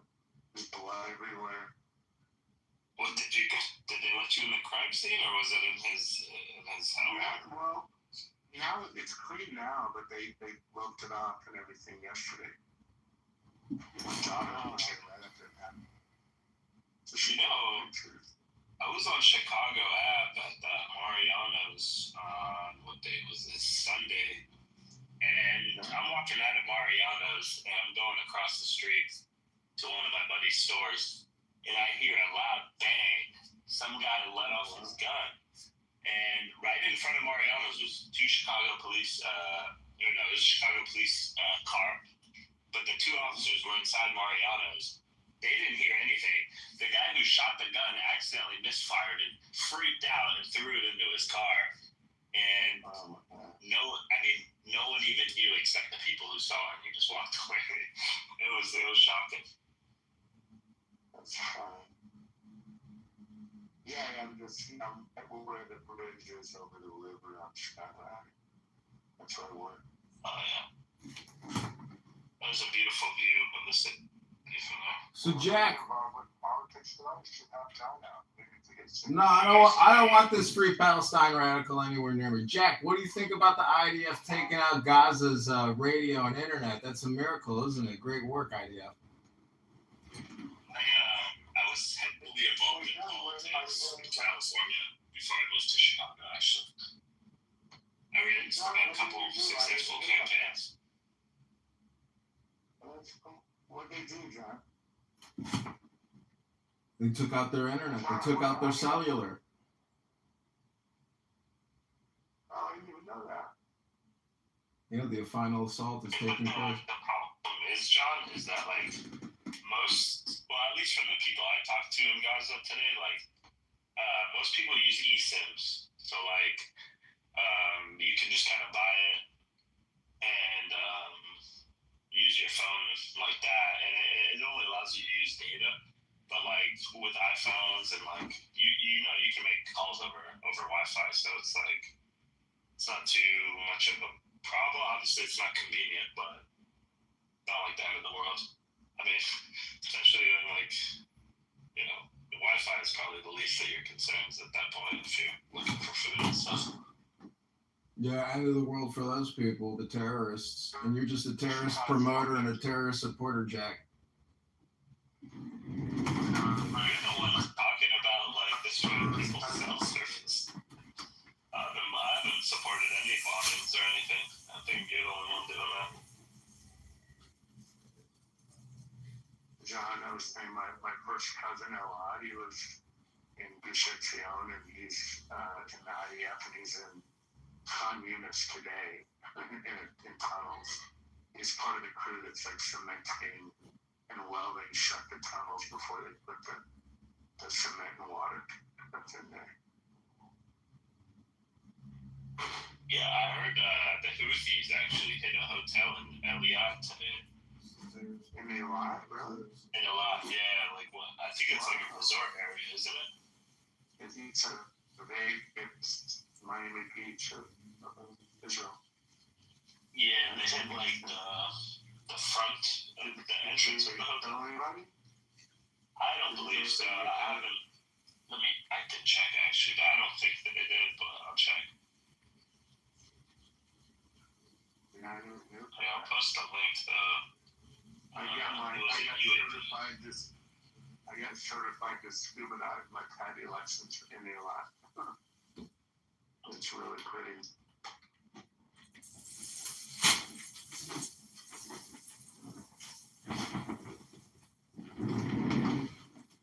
Yeah, Mark, don't waste your time talking to Jack. He's a terrorist promoter, a terrorist supporter, and Jack, you know what? This war is going to come to an end, and Hamas is going to be completely wiped out, destroyed. And, your political position of supporting terrorism is not going to be celebrated. I hate to break the bad news to you. I don't believe in support Hamas, but okay. That's cool.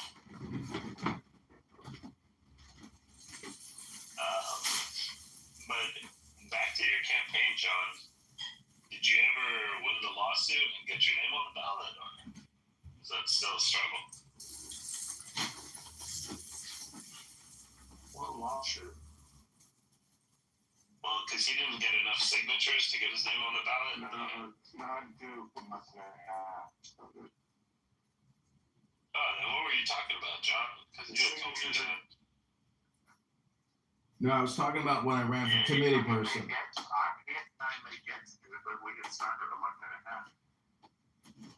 Yeah, we've got about 45 more days to get to 6. We're still in the running here, Jack. I don't take your negative, low IQ frequency vibration that is past where your penis used to be and your now puffy little vagina is, and take your stupid terrorist supporting ass. Go ahead, ask Canada John any other questions you want, Jack. I'm going to shoot you down every time, though. I hope you know this is your roast, not mine. Alright, I'm cool with that. You're the one who was complaining about the fact that one of the other candidates was trying to take you to court because you didn't get enough signatures, and I was telling you I knew a lot of people in your district that I can get signatures for you. But alright, I can be the terrorist too, I guess.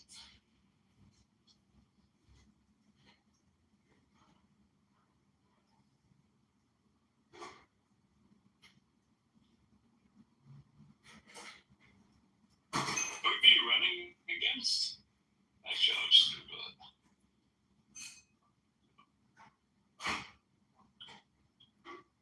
John, I have 10 opponents running against me on the Democrat side. And then on the Republican side, I have 2. And one of them, we need to do some upload research on and figure out how to deal with it. In fact, I'll definitely challenge her position. Aaron LaHood is your opponent, John. He knows. So, I was a Republican, Peoria. He's been there like 10 years. Yeah, he seems like he's the OG. His dad was the head of Republicans for Biden, or for Harris, I guess. That's the most Chicago shit I've ever heard. Yeah, John, I guess if you don't want my support, man, I could give it to Darren Hood. I can help him out.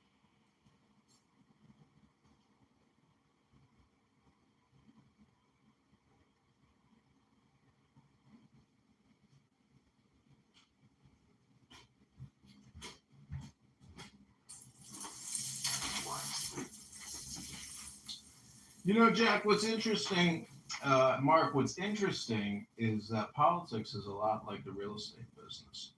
I just got to say that if they're texting you on why they can't afford to pay the rent or why they can't do it, or prior to leasing and they want to tell you their life story and how this was their destiny, I got to tell you, all the words in the world, all the spam you ever heard, ain't as good as a good signature on a petition.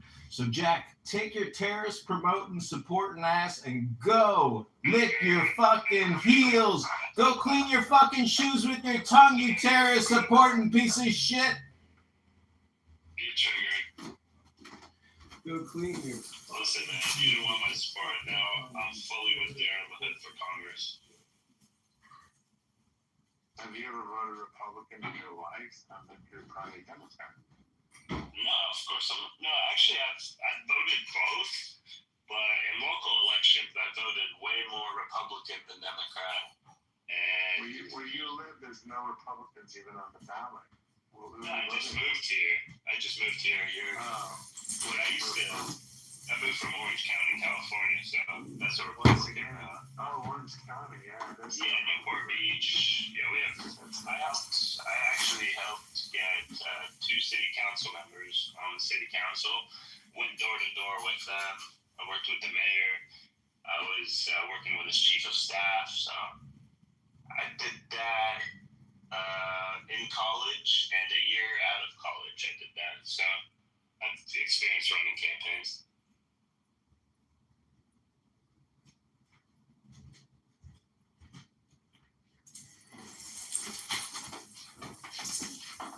So what you're saying is you know how to promote terrorism, promote chaos, promote anarchy, promote political subversion. You're nothing but a little traitor, Jack. You're nothing but a terrorist promoter and a terrorist supporter. You're a propagandist and a low IQ one at that. I hope you know this ain't my roast, Jack. This is yours. You stepped into my barbecue party for you. Welcome to the show. The campaign to elect candidate Congressman John Kitover to the 16th District, starring Mark and our terrorist-free Palestine piece of shit Chicagoan Jack, you little cocksucker. I hopefully wouldn't vote for you because you're poor, to be honest. Like, you just got nothing to show for yourself after, I don't know how many years you've been alive, but I hope good success for you at some point. Hopefully you win the IRS lawsuit and don't get your house foreclosed again. I was going to say most of that was projection until you got very specific there at the end. You're not wrong about that. But, you know, all communication is projection. So congratulations, Jack. I know you don't have shit going for yourself and you don't have shit in your life, and thus you projected a little bit onto me, but you weren't totally wrong. No, I'm not mad. It's not as cool. You want me to promote that Charlie endorsed me and all that? I have that video of him endorsed me. Yes, I would absolutely run that. And, you know, you really got to have your logins to your media buying accounts on Google and on X, and even have one in Reddit. You could target the suburbs section. You could target the Chicago section on Reddit. Promote yourself. Promote yourself. What is it, that pandering? No, everyone is Charlie Kirk. Haven't you seen Spartacus? I'm Spartacus! I'm Spartacus! There was that girl who died in, what was it, South Carolina, Ariana, the Ukrainian girl. When she died, Charlie said we should absolutely politicize her death to make sure this never happens again. So I think he would support you politicizing his death or using his support. No, but I'm politicizing his death for my election. Rather than, Well, wouldn't he want you to win? I mean, well, it is true. He endorsed me, so that's Mark, true. Mark, you gotta remember. So wait, John. Listen, I went to the Arlington Heights thing in a memorial for Charlie, and there were 3,000-4,000 people. It was really big. And anyway, they let me speak. I spoke to the crowd, and then I had my affidavit. My petitions on me. So I was getting signature people at the event, and I had not lots, but a few on social media saying Mark is a scumbag. He was disrespectful. He was, denigrating Charlie Cook's memory. Blah blah blah. I don't know. How dare I use that as an opportunity to. Well, Mark, this is where you gotta reply. You can't let an attack go unreplied.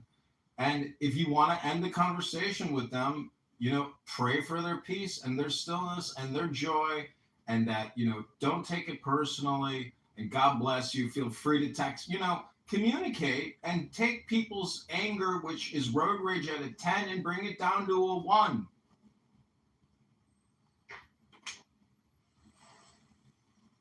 Yeah, that's what I'm trying to do. I'm finding, because my race is more, it's in play, let's say, and people are paying attention, I get criticized no matter what I do, Well, there's a saying, you're damned if you do, you're damned if you don't. You're criticized if you speak. You're criticized if you remain silent. You're criticized if you have, you're always, it's art. And everyone's a critic. And part of the art of politics is being able to transform the critic's opinions in your reply. You've got to reply with positivity.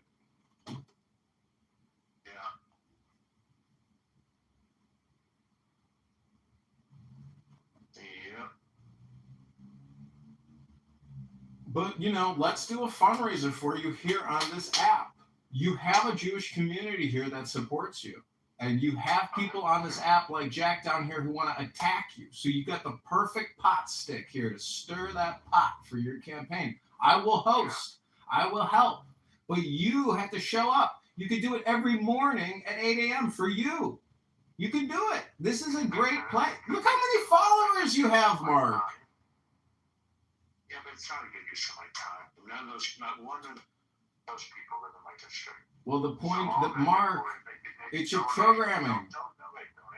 Mark, it's your morning programming for yourself. It's your public speaking practice opportunity at 8 a.m. for you. No, I'm practiced out, man. I go to 4 or 5 events every day. I'm speaking on the phone, on Zoom. I don't need a bunch of wahoos on Clubhouse to practice in front. Well, what I'm saying is if you want to come here for the dopamine or for the connections, you're still going to flick this app open at certain times. I'm just saying that I raised $600, and even raising $1 off of this app, if you haven't done it, let's try it once. Give it an experiment, an opportunity. I did. I have tried. I go to but I have a list of people that donate the match, which in our case is 7,000, and I'm better off, economically. My return on investment for my time would be going to bigger donors than people on Clubhouse. Well, I think it's a butterfly effect. I've done this already. This is my second go round, so I know. And back then Clubhouse was even a bigger deal, I think. Well, see, I would vote for you because I think you're so level-headed, and intelligent, and so you already know the solution to most of our problems. And you remind me a lot of my father because there's really no more debate left. It's people have their positions and let it be, but it's the people who are agitators and who I think are completely misinformed. That we live amongst probably 60 million people in this country who are hardcore brainwashed, and they're potentially violent, and they are big agitators and friction creators. So that's, I think, probably the biggest challenge, to keeping this country coherent or sane or safe, secure, just like other countries who demand and, respecting and demanding security. I can't, to me, it's like, what's the whole point of this if you're just going to get randomly murdered at some concert? Like it's a war, really. And I just salute you and, Max, I know you guys have been. Well, what I was thinking about? That would be fun. You want to do a Charlie Kirk style campus question answer thing? I do it every day here. See, the thing is, I have 30,000 videos on YouTube. I'm already putting out so much content and already doing that here on this app every day. Yeah, but they can't shoot you, though, on the app. Oh, that's the way I like it, Mark. You didn't know I got a pretty nose? I got a couple walls and some steel cast iron heating protecting me from the street shots. So, I'm in a good spot. Yeah, I wouldn't waste my time with that. I need people in the streets, at malls, at trains, everywhere where people are gathered on the calendars for Rockford and Peoria. I've got the calendar of events, the biggest, events, the farmers markets, it's everything. I got it all mapped out, but I already know what I have to do. And what I have to do is get off the phone with you and start posting and organizing. True. And I got to get out to page and go meet with my 10 volunteers and get signatures. It would. Do you think we need a balanced budget act in this country? Yeah. Would you defund the big beautiful bill? I wouldn't have voted for it myself. I mean, is it fair that we pay the taxes for Apple, for Google, for Microsoft, and just give us that as taxes in the future in debt now? I mean, what are they thinking giving all these tax credits? $500 billion a year. They can down the road, so they don't have to worry about it. Well, that keeps their net income artificially high, and that keeps growing. I understand it's all connected. That's all they care about is the term. They don't care about the future. They're not going to be here. Well, so then you know what? Hey, what if you go to Washington, like I do, when like as a candidate, they'll talk to you differently than they would, you're sort of like an insider, and all they care about is who's getting the money and what they want them to do. I get it. I mean, that's all they care about. The whole thing is, though. It's so corrupt. It's ridiculous. It is. It's insane. And anyways, I mean, it's a war, though. That's life's journey. If you can get there, look at Thomas Massey. You may not be a supporter because, I don't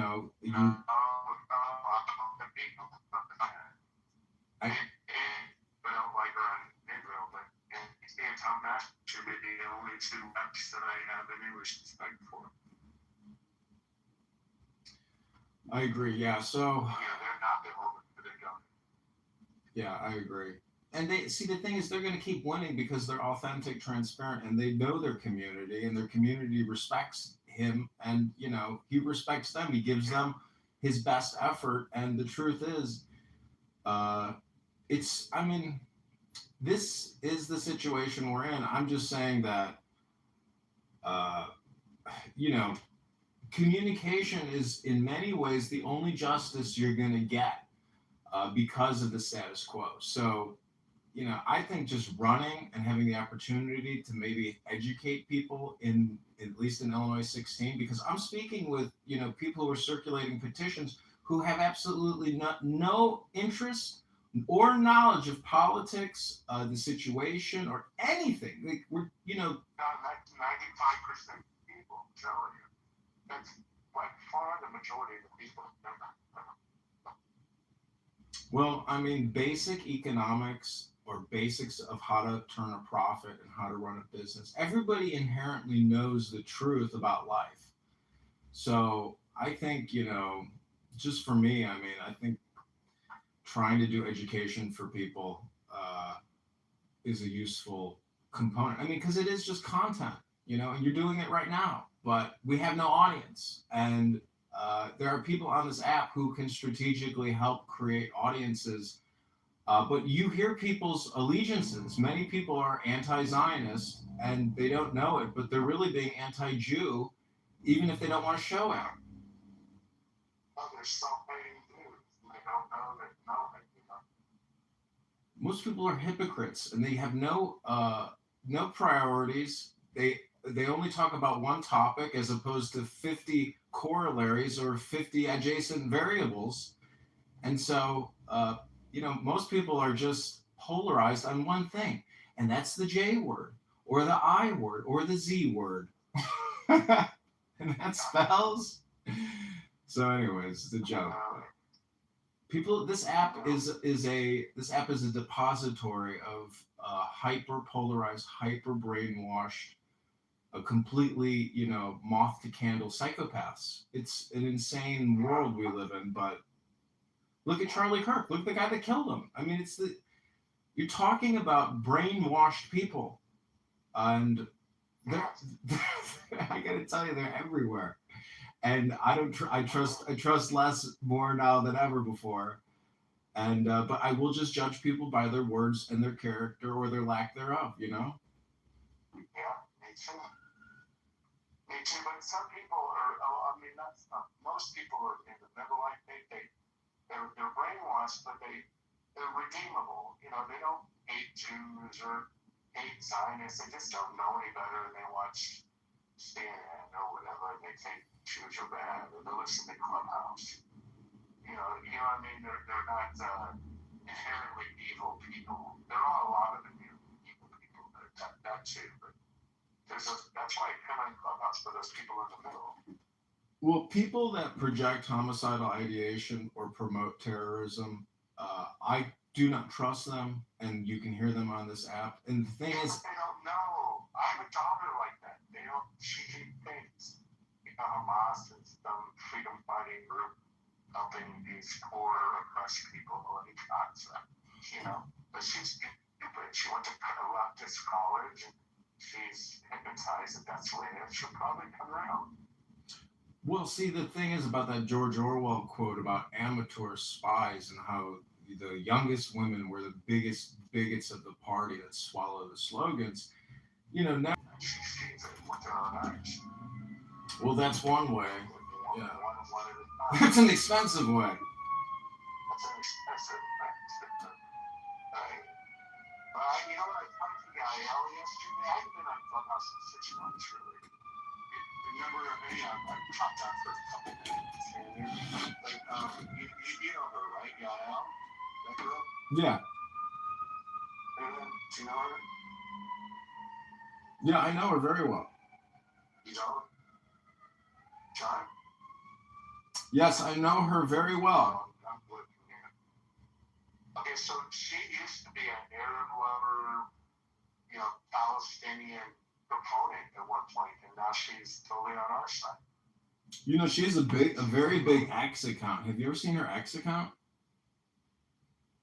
Yeah, I did see that before, actually. It's pretty intense. I was very surprised. We tweeted a my post one time. I mean, it's been a year or more. Yeah, she's leading the fight against the mind virus. Against the what? The mind virus. Oh, okay. Yeah, I'm just saying she's got a big little counterterrorism promoter X profile that she puts out great content and finds stuff very, unique stuff that I would never be able to see or find on my own. She's got a lot of intelligence on there. I gotta go. Just make sure. Okay, take care. Have a great afternoon. Okay. Okay, take care. Bye.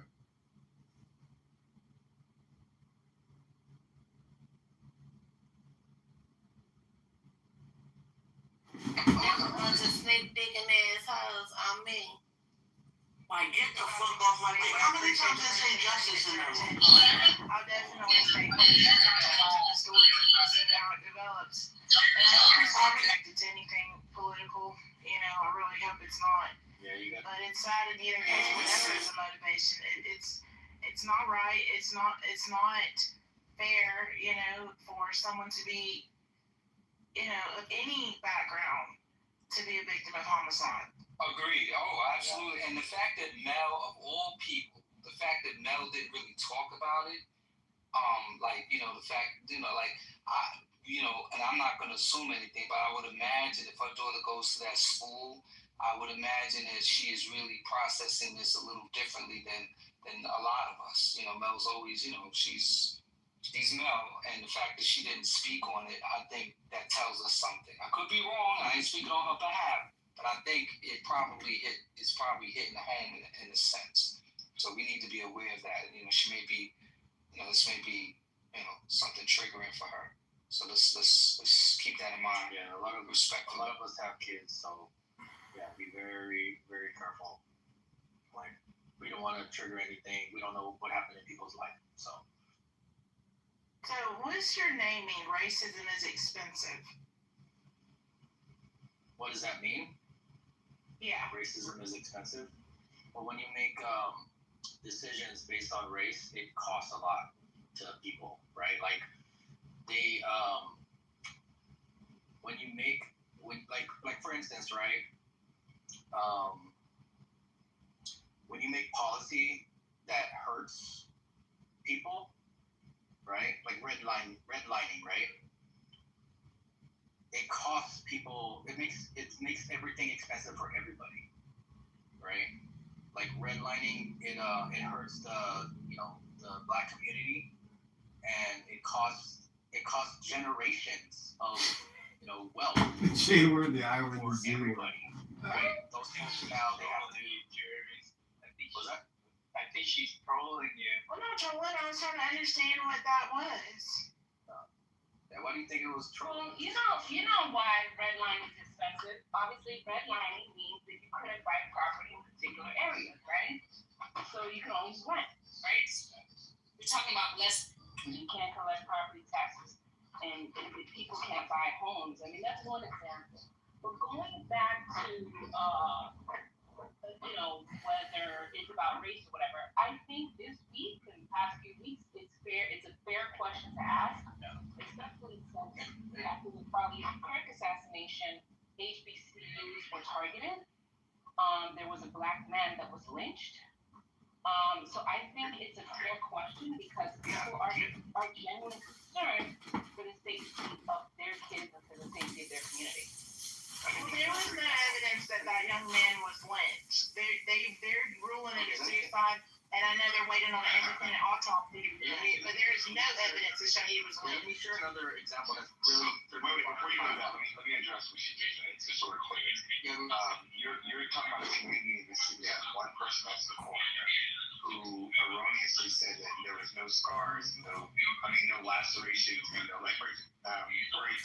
And they're saying that from the picture, it looks like his leg was broken, and that he has a laceration in the picture, is what they stated. So it's already flawed in an area that's had federally previously issues with the police in the state of Mississippi. So making that assumption is very flawed. It's highly likely that he was lynched. And they stopped recording lynches for some reason, as if they haven't happened, because the last recorded one, I think, was like in the 1980s. Even though we know that more have happened, they falsely report them as other things. And let me give another example that's closer to our timeline, right? Let's talk about immigration policy, right? They're allowing ICE agents to arrest people based on certain score criteria on what they look like, right? And now there's whole states that are going bankrupt. Whole farm. The farmers are pissed off. They fucked. Because they're pissed off because my fucking, freaking, there's nobody working. They have to plow all of their fields because there's nobody there to pick the food because it's all rotting.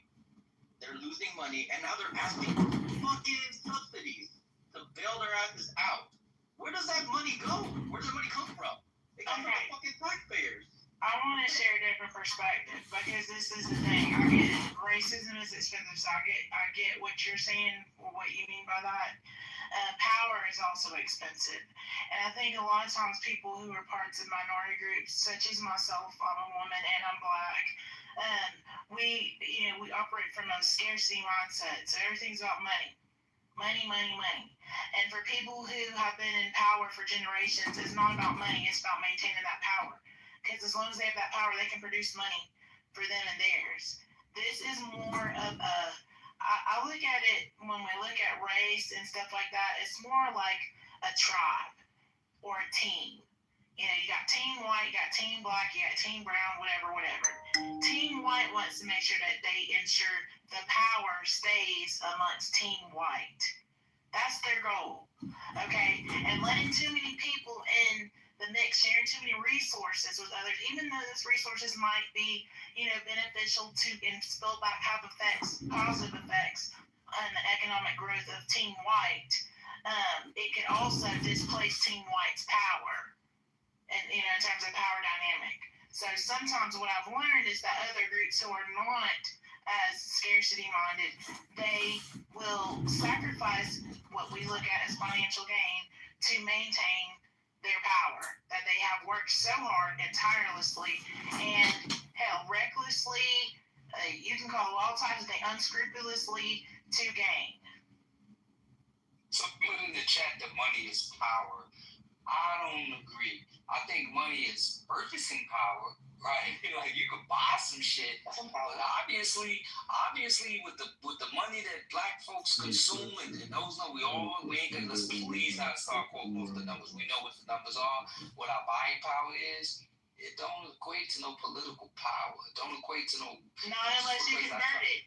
You can convert money to power. Hold on. And that's one thing we have not done. Wait, you messed up my bills, sister. So the fact of the matter is that we spend a lot of money on a lot of things. It has not manifested in real political power, real knowledge, real understanding on how to get things done. That's where the power is in people who have knowledge of self, the people who have the ability to put together projects and move things. And like those are the people that are in power. Most of the people in this America, a lot of people in America, y'all know we have a large segment of Americans that are just not bright, right? And so people who are not bright, people who ain't in touch with their cognitive, et cetera, are the most vulnerable and easiest group of people to manipulate. This is a fact. Like when you don't know shit, people can just tell you shit, and you just gonna go on. That's what's going on in America. So yeah. I don't think it's the lack of intelligence. I think it's the lack of the knowledge of how power works. Because black people are amongst the most intelligent and innovative people in the world, specifically black Americans. Okay, but at the end of the day, also some of the greatest in terms of being disenfranchised.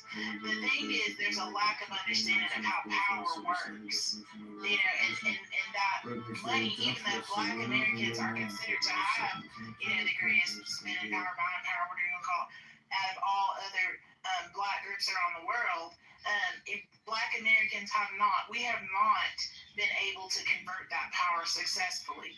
What we do is we go for the quick wins. Oh, let me go get that new BMW. Oh, let me go get those Jordans or those Louboutins. Oh, let me get that fancy house. Oh, let me go get another degree at a fancy institution. Because we will settle for that individual, that quick little bit of power that we think we get. People are going to look at me and they're going to know that I'm somebody. But we don't, as a collective, organized, we don't have the lobbyist groups on our side. Like, we don't have our own groups to go out and really lobby for causes that are near and dear to us. We don't gatekeep. We don't practice nepotism. We're not even in positions to help other people, other minorities, and so it leaves us to be the most disrespected. I can't be mad at those groups. You might not be a part of the groups, but a lot of us are. So it's like when you're saying these things, it sounds weird because it's like a lot of us are in these spaces, and we are, collectively organizing and pushing the things that we want to at a local level, at a state level. Are you Black American? Yes. I'm not. Okay, I'm only speaking for Black Americans. That's all I'm speaking for. I don't know about everybody else. But a lot of people in the Kim, you better cut it out. Black American. With your white ass. Yeah, so My daddy's black. Let me say this to you. My dad's black. That makes me black. That's what they say. Hold on. So, sister, let me tell you something. Sin is impacting lives, right? Well, like, sin is going to impact on all types of lives here in New York, right? So am I. So the work that we do, we're doing what we got to do. That's number one. And you and I agree on certain things, yet when you came in, you just chose us. So I said, push it and go. It's not that, like, why wouldn't you add on to it? Like, we're not against each other, and we shouldn't be having a communication where we trying to prove one person's point is more valid than the other. Like, you started that way. And you're being disrespectful to people who are actually doing the work. So please don't say, I agree with you about the overall buying attitudes and how we approach consumerism and all that, right? But people are out here doing the work. So please don't say we're not. Say that you are not. Right? Tell us what you are doing. Me and Sin don't have to go back and forth because she looks out for me and I would look out for her, right? In that regard of what our impact is. She's having an impact, and I won't let that statement that you made just go without responding to it. People are out here doing the work. Okay, I'm not denying that. I'm only speaking from my perspective on Black Americans. I think that Black Americans have a lot to learn from other minority groups because they've come in and in less time have done more. Now, it's funny, the people that are in the chat that are sitting there coming for me. Well, I'm going to just say this. So you're telling me a straight It's the people in the chat coming for me talking about I'm a broke N-word and all this stuff. These are people, the very same people who their whole identity is wrapped up in their fraternity and sorority. Miss Renita, Kappa Alpha Psi, and Mr. Fishbelly, Masonic. Okay, y'all are part of the problem. That's what I mean about the little quick, cheap power grab. Instead of helping out your community overall, you're like, well, I'm good. I got my little clique, and we all look out for each other. We all got jobs. We all paid. That's what I'm saying. Do you live and you got something to say? Do you live with Asians? Do you live with Spanish people? Do you live with Polish people? Do you live with other, like, have you spent years of your life living in those communities? I'm curious. My mother's Puerto Rican, so I see the difference in the way natural Latin American Listen, something is weird. She went from black to white to mixed to Puerto Rican. Oh my God. Kimberly, that's not Kimberly.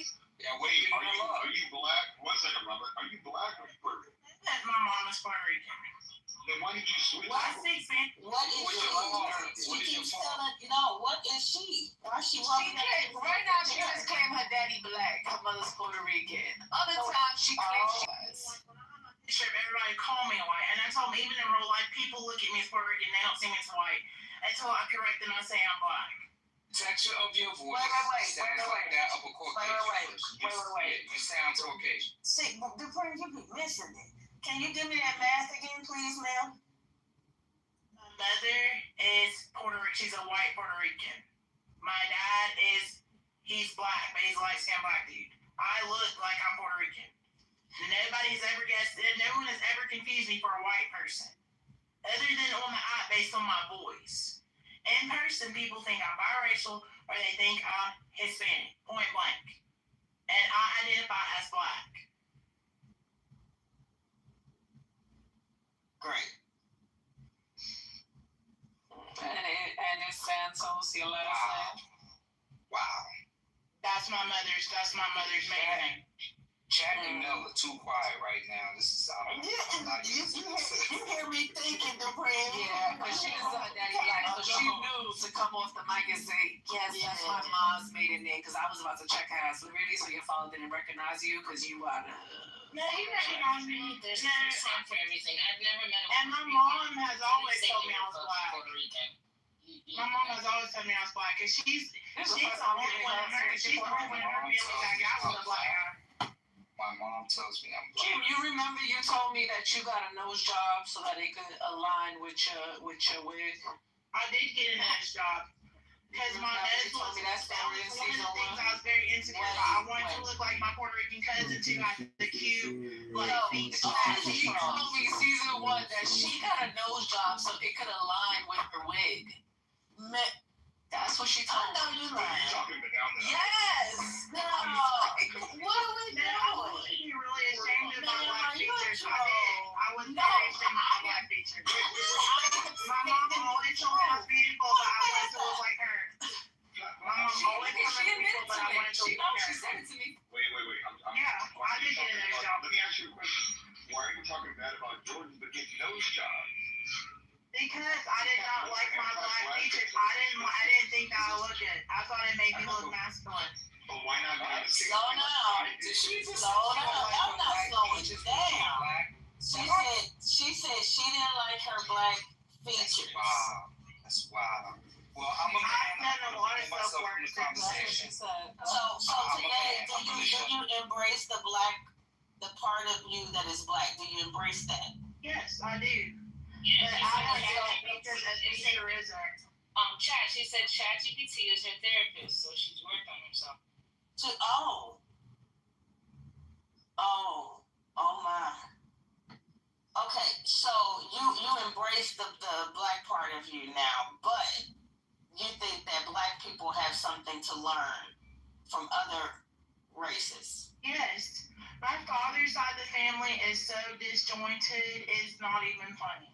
I'm not saying my mom's side is perfect, but I have learned about community from her side of the family.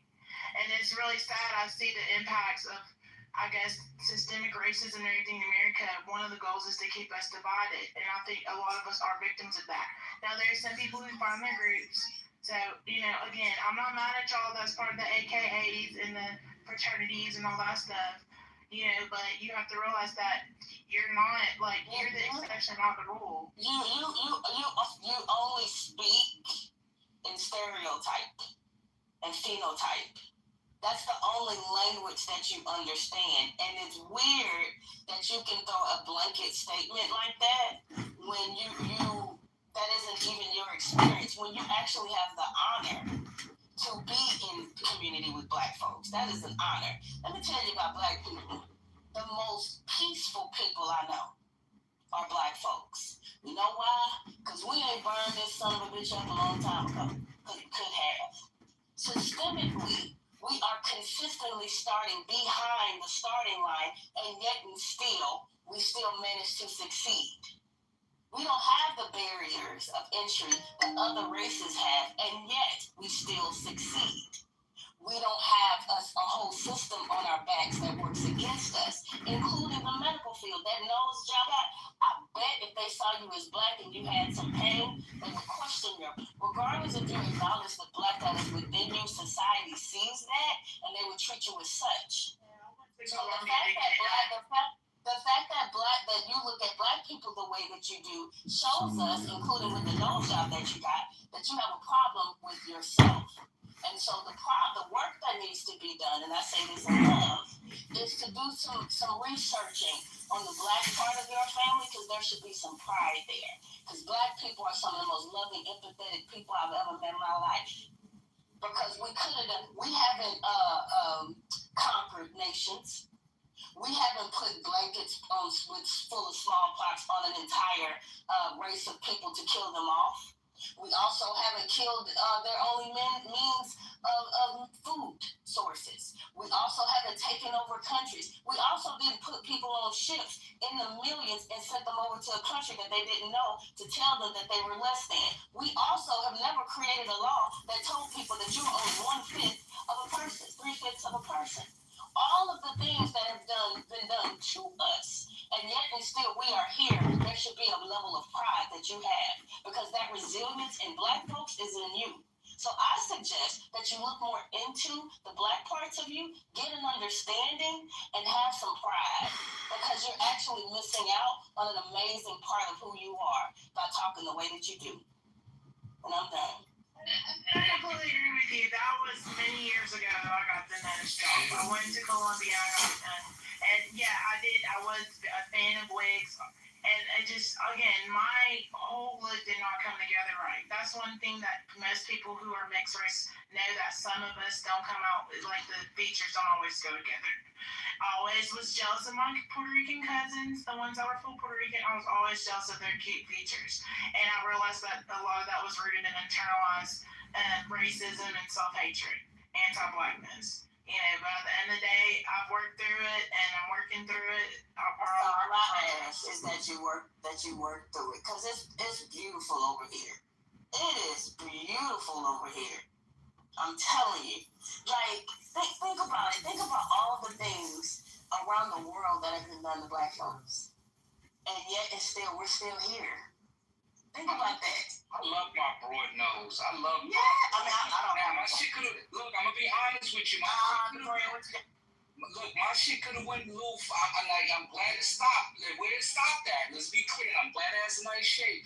Well, cool. But that was a close call. But I am proud of my broad nose. I feel like the king of Zamunda. Like, I love my African black large nose. I love it. I'm sorry, I was just venting, but go ahead. I want to share something else that might help too a little bit. I hope this helps for you as well too. A lot of times, and I'm not saying that college is a way of learning something, but sometimes as Black people, we need to learn how our people have experienced things maybe in different parts of the country or in different families. Our families are usually the first level of how we learn about our Blackness and our culture. But you know, when we get to those ages when we start striking out on our own, we get to learn a little. Hopefully, I would think you would meet people, Black people from different parts of the country, Black people from different parts of the diaspora, and as you talk to them, you get a little bit of a better sense of, you know, what not only what we've gone through culturally, or even knowing where to go. For me, growing up in Gary, I always understood white flight, at least from Gary's perspective. But then when I met people from Detroit, I understood the politics around that, which tells me a little bit about the people around that. And different places where I would go, I would learn bit by bit by bit. Sometimes that helps you out in discovering who you are, because then you start figuring out, to the comment of, what this is what I think Black people can do. You start figuring out what has been done, and also maybe appreciate what people are trying to do as well too. And sometimes it can also be a help to you in certain situations. I have a buddy of mine, and we still laugh about this day. This happened about 30 years ago, so keep it in mind. He had a recruiter that was trying very hard to get him to move to Martinsville, Indiana. And I remember I was at Ford, he called me, he said, Pierre, this recruiter is telling me about some suburb in Indianapolis called Martinsville. I hadn't heard of it. The significance of this is that Martinsville is a very well-known racist part of, it's in southern Indiana, and outside of anything Bloomington normal, at least it's a little bit better now, but southern Indiana is racist as hell. Used to be the Klan capital literally in 1930s, 1940s. He said a generation that lived about it. Make a long story short, the recruiter was trying to convince him to live in Martinsville, which is about an hour out from Indianapolis. This is like telling somebody that Toledo is a suburb of Detroit, or that Milwaukee is a suburb of Chicago. But they were trying to do it because they wanted to bring a Black person on without thinking about where they would live, or thinking that they would be stuck in Martinsville and be okay with that. If my friend had not called me, if I had not expressed that to him, this is what's going, this is what happens in Indiana, don't take the job, he probably would have taken, I'm not going to say he would have taken the job, but it would have been likely that he would have. So I say all this to say, learn from other people about what their perspective is about being Black. And I mean from everybody, whether they are in a frat sorority, whether they're in a church, or something broader in diaspora. Each little bit will inform you a lot more, and it will inform you a lot more about what we are as a people and what things are about as well too. So I hope that helps.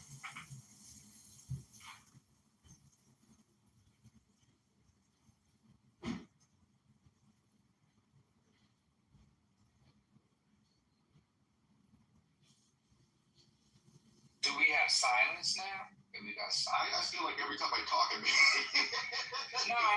It's cool. You know what it is. The reason why I didn't get involved in that last exchange because I think men should be aware of when you go through a back and forth with women, and I just never want to be that guy because it just you can have a small debate, but I think when you get into looks and noses and all of that kind of thing, I don't think that's a proper space for a man to be in.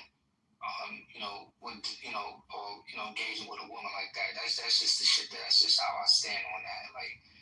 So I know I have women in here that are, we reflect the same mindset, and so I will always allow women to deal with women. And I guess this message is for the guys in the room, not the women.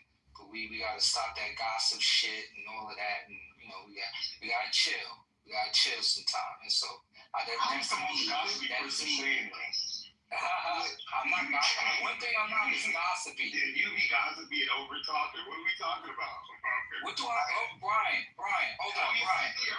Maybe I could be long-winded. I don't want to be saying nothing, but I have to but Brian. Yeah, I could be a little wordy. I'm working on it. I could be a little long-winded. I accept that. That is my thing, and I'm learning to be less words. I'm learning. But one thing I'm not is a fucking gossiper bee.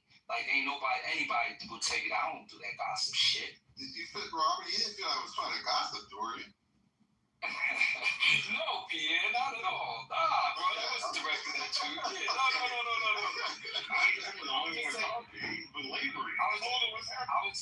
I was just taking a moment just to acknowledge a moment. That's all. That's all I was doing. And Brian, yeah, baby, I don't gossip, bro. We debate about politics. There were two men talking, me and Pierre. What are we doing? No, man. Look at who's talking. You didn't say talking and gossiping to the. Robert, let me finish. You didn't say at time. You specifically mentioned this conversation. Two men were talking. I talked a little bit. Pierre talked some. That was it, to my understanding. So what are we talking about? No. I wasn't addressing that to anybody. I wasn't addressing that to you or him. It was just a thought that was being expressed out loud. That's all it is. If I'm going to direct something at anybody, believe me, I'm going to put your name on it. But no, that was no shot at you guys. That was no sub, none of that. But thank you, Brian. You probably thought I was, not that Pierre, Brian. No. I hear you, Rob. My bad. No, but it's also a fair point. But it's all, but the good thing about, social audio is that you hear people's voices and you can tell when somebody's just talking to. That's the good thing too as well. So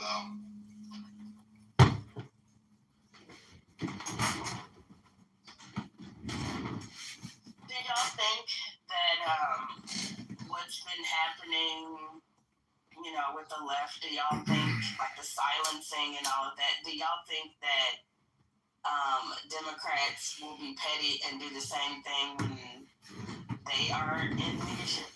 I hope so. Me too. I hope we grow some. Be smarter. I think I say my tag phrase is don't be baited, be better. And when I say be better, I don't mean don't fight, I'm not saying be on some punk shit. I'm not saying that. But obviously they're grossly ineffective at combating the onslaught of what the MAGA has put on them. They just was we don't know how it was possible, but I think that they're mounting an effort. I'm thinking people are gonna move smarter going forward. Let's hope so. I think with Gavin Newsom speaking out, I think we'll be a little bit more aggressive. It's going to take another person or two to kind of really make it to a movement. Yeah, with Gavin, I think I understand that a little bit. Look, I agree. The Democratic Party, I think, is always going to want to uphold the right ideals because, quite frankly, that is to a certain level, it's brought some people to the tent to some degree. But at the same time, it's Gavin has proven with the whole thing with the redistricting, it's to a point now where they're going to be forced to kind of hit back. It's kind of where we've passed that Rocky lost to Cover Lane episode for the Democrats, and now we're in the, we gotta get ready for the fight at some level. Because otherwise we don't win the title back if we don't start swinging. Well, I was gonna say they're counting on us not doing it, right? What California is doing is not a surprise. Literally what Texas did, and they know that we could do it. I think some of them are like, oh shoot, they're actually going to do something to fight back. And then the nerve of them to say they're going to take California to court is hysterical, right? To do the exact thing that Texas will do. I just want to say, somebody put in the chat that we don't want another Biden. Be clear, Mr. Biden at the time was the best candidate. He was a placeholder. Like, he was the only person at that time that could possibly win against Mr. Trump. He was a placeholder, and for some reason, Democrats went to sleep after that. How could you not know that this was coming? How could you not plan accordingly?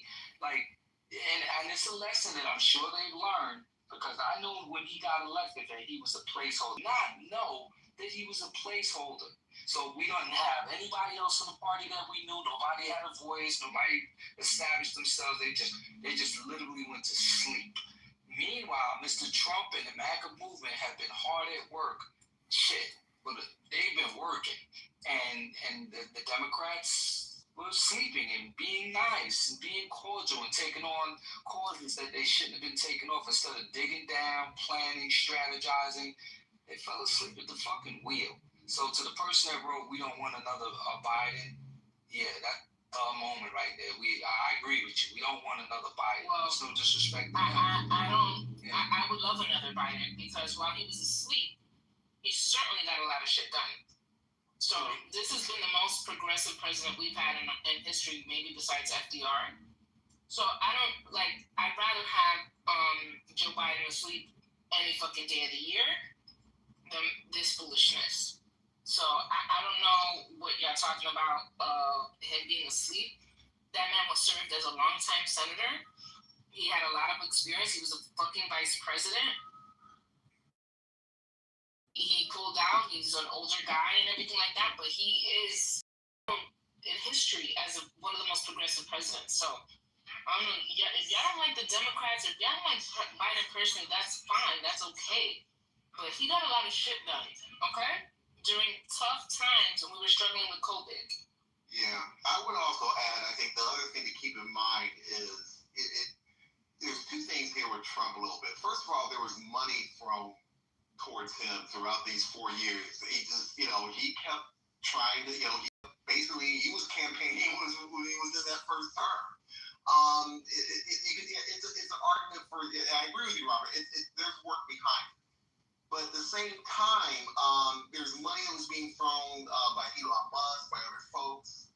And this is a president, and Trump is also unconstitutional. So he's not playing by any rules whatsoever. So it's one of those things where I don't want to see I want to see the Democratic Party organized, but I also don't want to go too far and beat itself up over somebody who, and I think I can never pronounce his last name, but Pete brought up said it best. This is a president. Trump is the president. Whether Republican or Democratic, we've never seen someone so unconstitutional, so much into grift, that he's and so much with enablers that he's brought in. Plus, also, to the black folks or about the black males who voted for Trump, he's enabled a set of people that really are. They're trying to be opportunists at some levels, and I think that that's a lot. So I would say for the Democratic Party, definitely get organized, but make sure that you beat yourself. If you're going to beat yourself up over something, make sure it's for the right thing and the right reasons, not just this is very, very unusual, but it still has to be fought against. And I think for Democrats, we can make that fight. I just think it's a matter of, again, thinking next level about who is going to be the party leaders and who can lead us into this, or at least out of this crap, basically. There's an opportunity here, but yeah, they will hit back. Like I said, they will have to hit back. That's right now, that's all that you got to do. I'll land there. One of the ways that I think we still underestimate is, I mean, Gavin Newsom wanted to balance what Texas did, right? Instead of going full on and like getting as many districts as possible, because like they should have known that other states can redistrict also, right? That's gonna happen. And so instead of just balancing Texas, they should have been like, all right, it's California, right? We got the most, we could pull the most districts out of it as much as possible. Yeah, they shouldn't have been shocked that the other states are gonna, start doing the same thing. I don't know if they've been shocked. I think it's just come to a head. I think definitely with Texas, it's got that spotlight because of the with the Democrats walking out. I think it's brought a spotlight to the whole thing. I mean, this has been going on for a while. This whole thing about redistricting. But I think with the state Democrats leading the state, it seemed a little futile for some folks. But I think part of that was the point of it was to bring attention to that, what's going on. I think it's just at least woke up a lot of people in other states about how much redistricting is on the ballot right now. Reason also in respect of which we're national beings is common. If this is so, common also is the reason which commands us what to do and what not to do. If this is so, there is a common law also. If this is so, we are fellow citizens. If this is so, we are members of some political community. If this is so, the world is in a manner a state. For of what other common political community will anyone say that the whole human race are members? From thence, from this common political community comes also our very intellectual faculty and reasoning faculty and our capacity for law. Or whence do they come? For as my earthly part is a portion given to me from certain earth, and that which is watery from another element, and that which is hot and fiery from some peculiar source. For nothing comes out of that which is nothing, as nothing also returns to non-existence. And so also the intellectual part comes from some source. Death is such as generation is, a mystery of nature, composition out of the same elements, and a decomposition into the same, and altogether not a thing of which any man should be ashamed. For it is not contrary to the nature of a reasonable animal, and not contrary to the reason of our constitution. It is natural that these things should be done by such persons. It is a matter of necessity. If a man will not have it so, he will not allow the fig tree to have juice. By all means bear this in mind, that within a very short time both thou and he will be dead, and soon not even your names will be left behind. Take away thy opinion, and then there is taken away the complaint. I have been harmed. Take away the complaint. I have been harmed. And the harm is taken away. That which does not make a man worse than he was, also does not make his life worse, nor does it harm him either from without or from within. The nature of that which is universally useful has been compelled to do this. Consider that everything which happens justly, and if thou observest carefully, thou wilt find it to be so. Do not say only with respect to the continuity, the series of things, but with respect to what is just, and as if it were done by one who assigns to each thing its value. Observe then as thou hast begun, and whatever thou doest, do it in conjunction with this, the being good, and in the sense of which a man is properly understood to be good, keep to this in every action. Do not have such an opinion of things as he has who does thee wrong, such as he wishes thee to have, but look at them as they are in truth. A man should always have these two rules in readiness. The one, to do only whatever the reason of the ruling and legislating faculty may suggest for the use of men.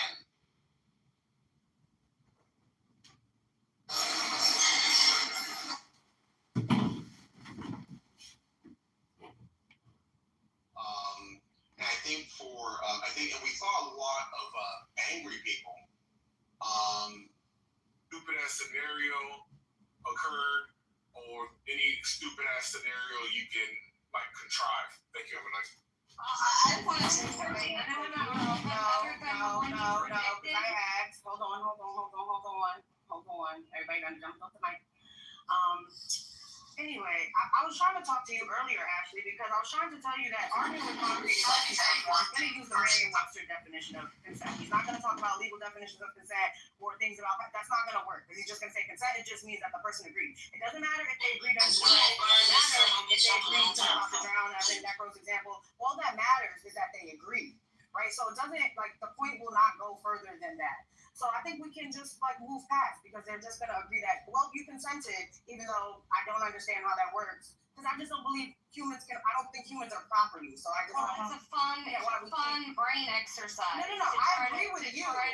Yeah, I'm saying I agree with you. I enjoy arguing with concrete, because you have to think of other ways to come at his arguments. Because that's why I do enjoy arguing. No, I'm not saying you can't enjoy it. I was just going to say, like, he's not using the same working definition, right? When we're talking about consent and power dynamics, we're usually talking about, like, the Fry's model, since he wants to bring up Me Too around consent. But he's not using that definition around, like, there. And to the power imbalance thing, it's not that all things have to be equal, right? It's just that we have agreed in society. Get there, Nate. I can't even get the opportunity to get there.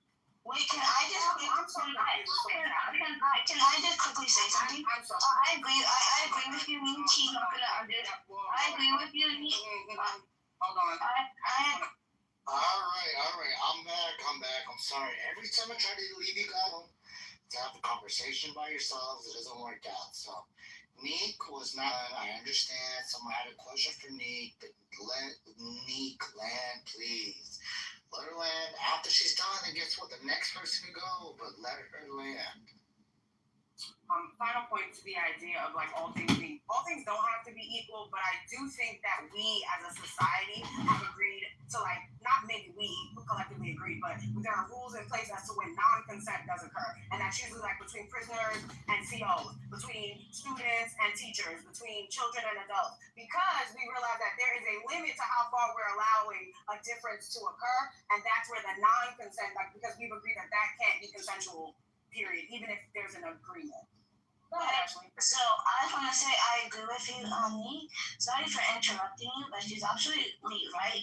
With a guy like him, we can push the legal definitions and everything, and this guy just saying consent. That's when I asked him, okay, when you bring up like trying to compare you to children and stuff, and I said to him, okay, do you think it's perfectly fine if a 12-year-old says she consents to having an adult with a 30-year-old man? Do you agree? And he refused to answer.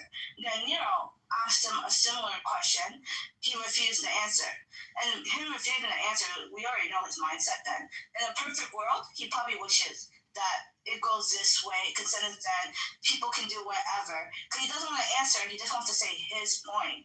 And it's actually like I don't know how to explain it, to be honest. It's actually mind-boggling. Yes, but I'm just saying, I don't need training wheels. Like, I want to make my own arguments, and then I'm not allowed to because everybody else tries to put training wheels on me. No, I'm saying training wheels. Making my own arguments. I wasn't putting training wheels. He said, you know, we can go back and forth. You know, that's all I wanted was a back and forth to be able to fully flesh out my point, and I can't do that when I have people interrupting every 2 seconds. She likes Yeah. I mean, just in general, though, it's not but she like white people. Like she don't take negative criticisms, you know, even if they're like constructive. Yeah. I enjoy the argument. That's all I'm saying. I enjoy the argument. I enjoy the back and forth. I enjoy the back and forth.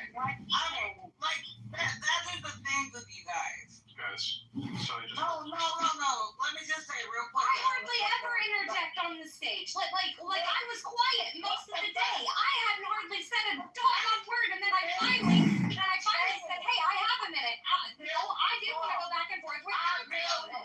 It is a fun back and forth. It is a good way to exercise the brain. Let's agree with you. You're being defensive. Or are women of any other ethnicity? Yeah.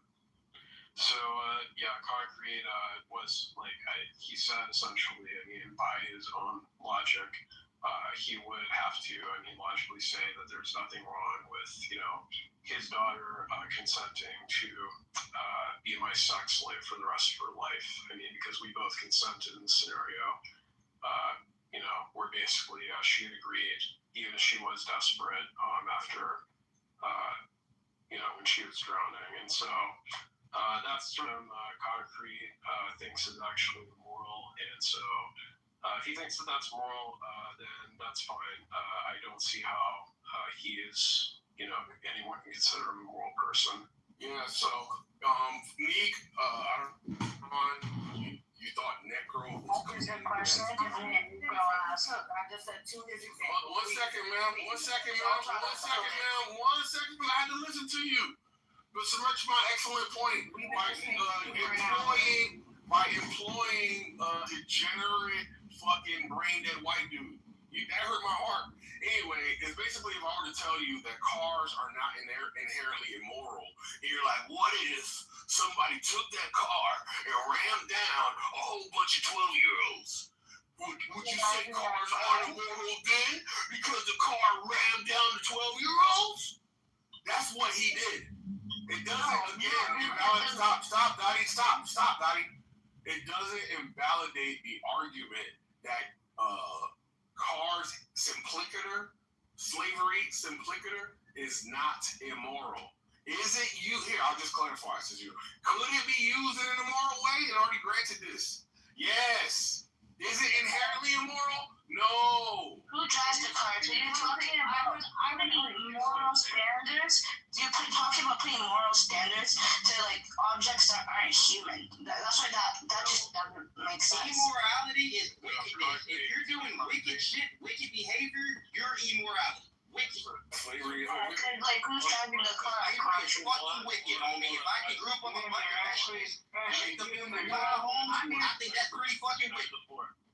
So I would actually. So according to Concrete, essentially, he thinks that essentially that people have the right to be able to go, and if they have the right to own a car, that's the equivalent of being allowed to go to kill somebody down the street with a car. To make Concrete, do you not realize you're arguing that people should have the right to, what my scenario, where your daughter could agree to be my sex slave, you're arguing that should be a right, right? Concrete, my argument would always be that a power imbalance is always immoral. You cannot consent in that way. So, it kind of it disproves your entire thing that it can't. What about employee aspect? That's different than agreeing to be somebody's slave for 7 years. Or however long. You use the word always. But it's at will. It's at will, Samoa. It's at any time I could walk off my job and say I quit. And there's nothing they can really do about it. Right? They could fire me at any point. It depends. The problem that you won't be able to put food on the table if that happens, so you can't make that decision. But you could still quit and go to a different job. If you trade your freedom, you do not have that option. So I can't just say, oh, I don't like you as my boss. So, I know it's somebody says I can be your slave. Somebody says I can be your slave for 3 days for $1 million. Is that a person consenting? Yes or no? So. Not if there's a power imbalance. So $1 million shows you the power imbalance. Yes or no? Bro, a fucking nigga wasn't busy. Why y'all keep trying to question dumbass little girls that shit on stage like I ain't on here, bro? A fucking slave ain't being a slave. You don't want the smoke. You shut the hell up. Nigga, suck my dick, nigga. Yeah, I mean, just in general, Samoa, I just would like to ask you this. We have a law that, if a policeman beats up a black man, but if he gets up after 3 days, it's something that would be acceptable.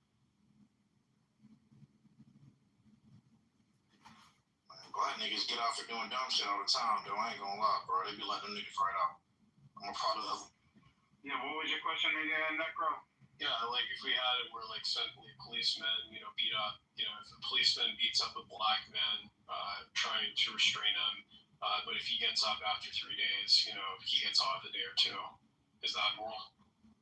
I don't even know what that means. That's well, you're saying. What does that mean, bro? Well, so you're defending the idea that a person engaging in a contract where they can lose their freedom and their employer can actually use force to be able to get them to incentivize to do work. Work with the hypothetical that I offered. A person is going to give up their freedom for 3 days for $1 million. So what if I work with that? What if I refuse to do work for you when in the contract? Well, then you wouldn't take $1 million, right? No, you'll have to give. The reason why you would The reason why you would take the million, you are giving up your freedom. Does that mean they can do anything that they want with you? And you're going to agree to this? Then what would you call that? It's not slavery if I have to pay my property.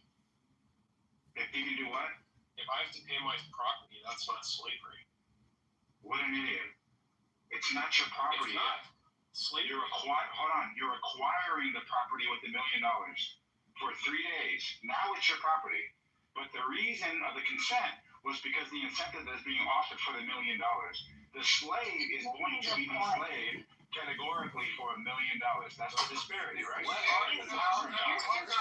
Real slavery, no slave work for $1 million. Real copy, no slave work for $1 million is disrespectful to my American heritage, bro. I just want to Hold on, white and nigger shop. I just want to Hold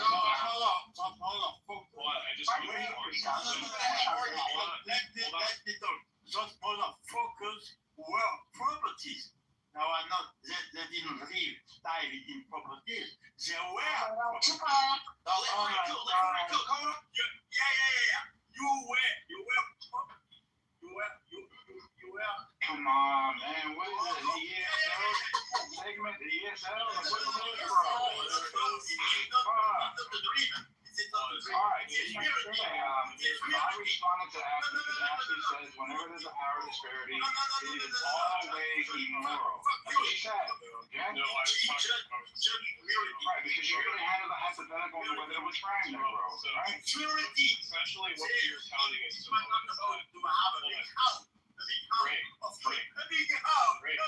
Frank whipping your ass, bro.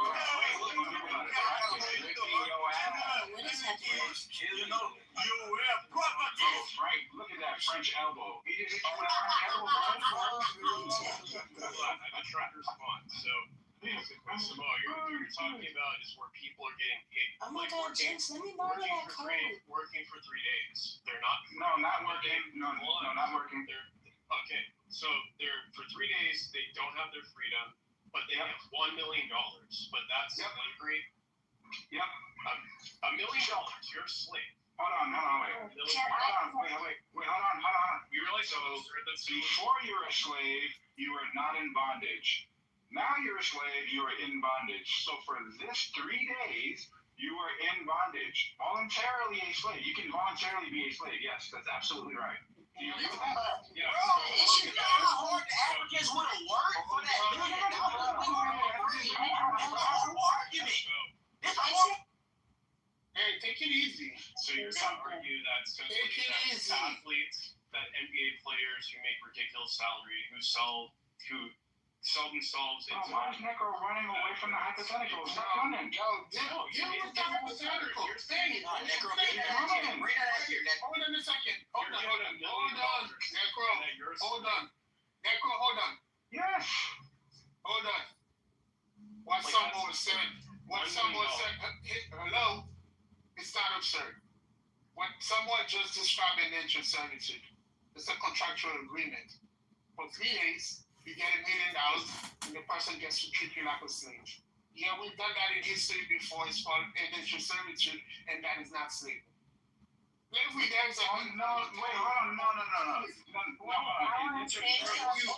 on a second. Why you intervene, bro? No, I did not intervene. No, I'm just describing what you. So what do you call this? It's not slavery. It's called indentured servitude. Hold on. Nigga, that's a job. $1 million to work for 3 days. That's a fucking job, bro. $1 million to work for 3 days. I'm cleaning couch shit. I'm struggling out the shoe. Exactly.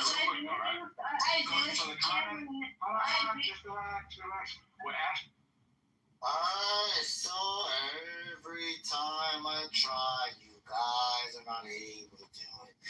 I'm back. Hello, my name is Knowledge. I am going to attempt to allow Samoa and only Samoa to speak. Samoa, please attempt to speak without anybody interrupting you. Thank you very much, kind sir. Thank you very much. Yes, the statement that was made was whenever there is the presence of a power disparity, it is always immoral, it being of slavery. I gave a hypothetical, right, where a person is going to be a slave for 72 hours. Start the clock, $1 million will be transferred at the end of the 72-hour period. Okay? So within the 72-hour period, this person is a slave. Now, please, is this person, address the hypothetical, please. Address it, please. Okay. I can address it. I was going next, okay? So I can address it, okay? What you're referring to, right? So I'm gonna ask you, like, are you a capitalist? Are you, like, I don't know. But anyways, right? I don't want to be mean. Ashley. So as I was saying, wait, I'm not done. Let me I'm know. just want to finish my point. Answer the No, I don't interrupt you. Just let me say. I want to answer. Question. Don't ask any question. Just entertain. Okay, I'm gonna say no, and I'm gonna elaborate, okay? The reason why it's so different, someone can spoke up and say, yo, you're disrespecting my history. He's absolutely completely right. Because, like, what you guys are doing is comparing and I call it modern day capitalism, where people argue about employment. It's not the same thing. Why is different? At least you're getting paid. And it's getting paid. It's more voluntary compared to modern, like, historical slavery, where you're being forced to do labor, and you're not getting paid. You got the time?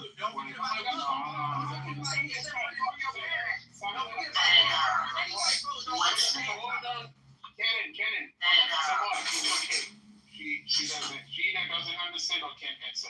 Nico, would you like to entertain someone's question? Would you like to entertain or answer someone's question? Yeah, I mean, go ahead. Keep it short, please, because It'll take less than 20 seconds. So yeah, I find it absolutely absurd that the idea that people, simply have 72 hours where they, have to work for money and that they get that's in any way slavery. Cannon, what's saying? Okay, thank you. So they can consent, right, Necro? Yeah. I think Ashley wanted to respond to the question. I'd like to listen. So obviously Ashley is wrong. The idea that whenever there's a power dynamic, it's slavery. It's nonsense. You don't have the same power as your boss. Exhaustive Rollins starting with the JFC into a contract where you agree to do something for payment. Remember, you agree. Filter, remote from cause, factory ties, X-rays and stands in size. Doesn't agree to be a slave. There is no hill. There is no pit. They have no mark to hit. That is a very key component of the definition of slavery. Now, the people who enter this contract have a very specific name for that. It is called indentured servitude. They do not thrive. You enter into a They are at contract rest. to do work Alive. because you owe a debt or This you is the are being peace which passeth all understanding, conscious communion with the absolute, by paths which are beyond the dialectical. When the consciousness is full of God and is carried outside itself by a sublime alienation, which can bring me lead me to those exalted skies, to live and love and understand, paying no price, accepting not the giver and the gift of one, with the receiver as an indenture. A thought of bliss transcending thought, rise with the vision dies, absorb the glory of the glowing orb, self and its shadow.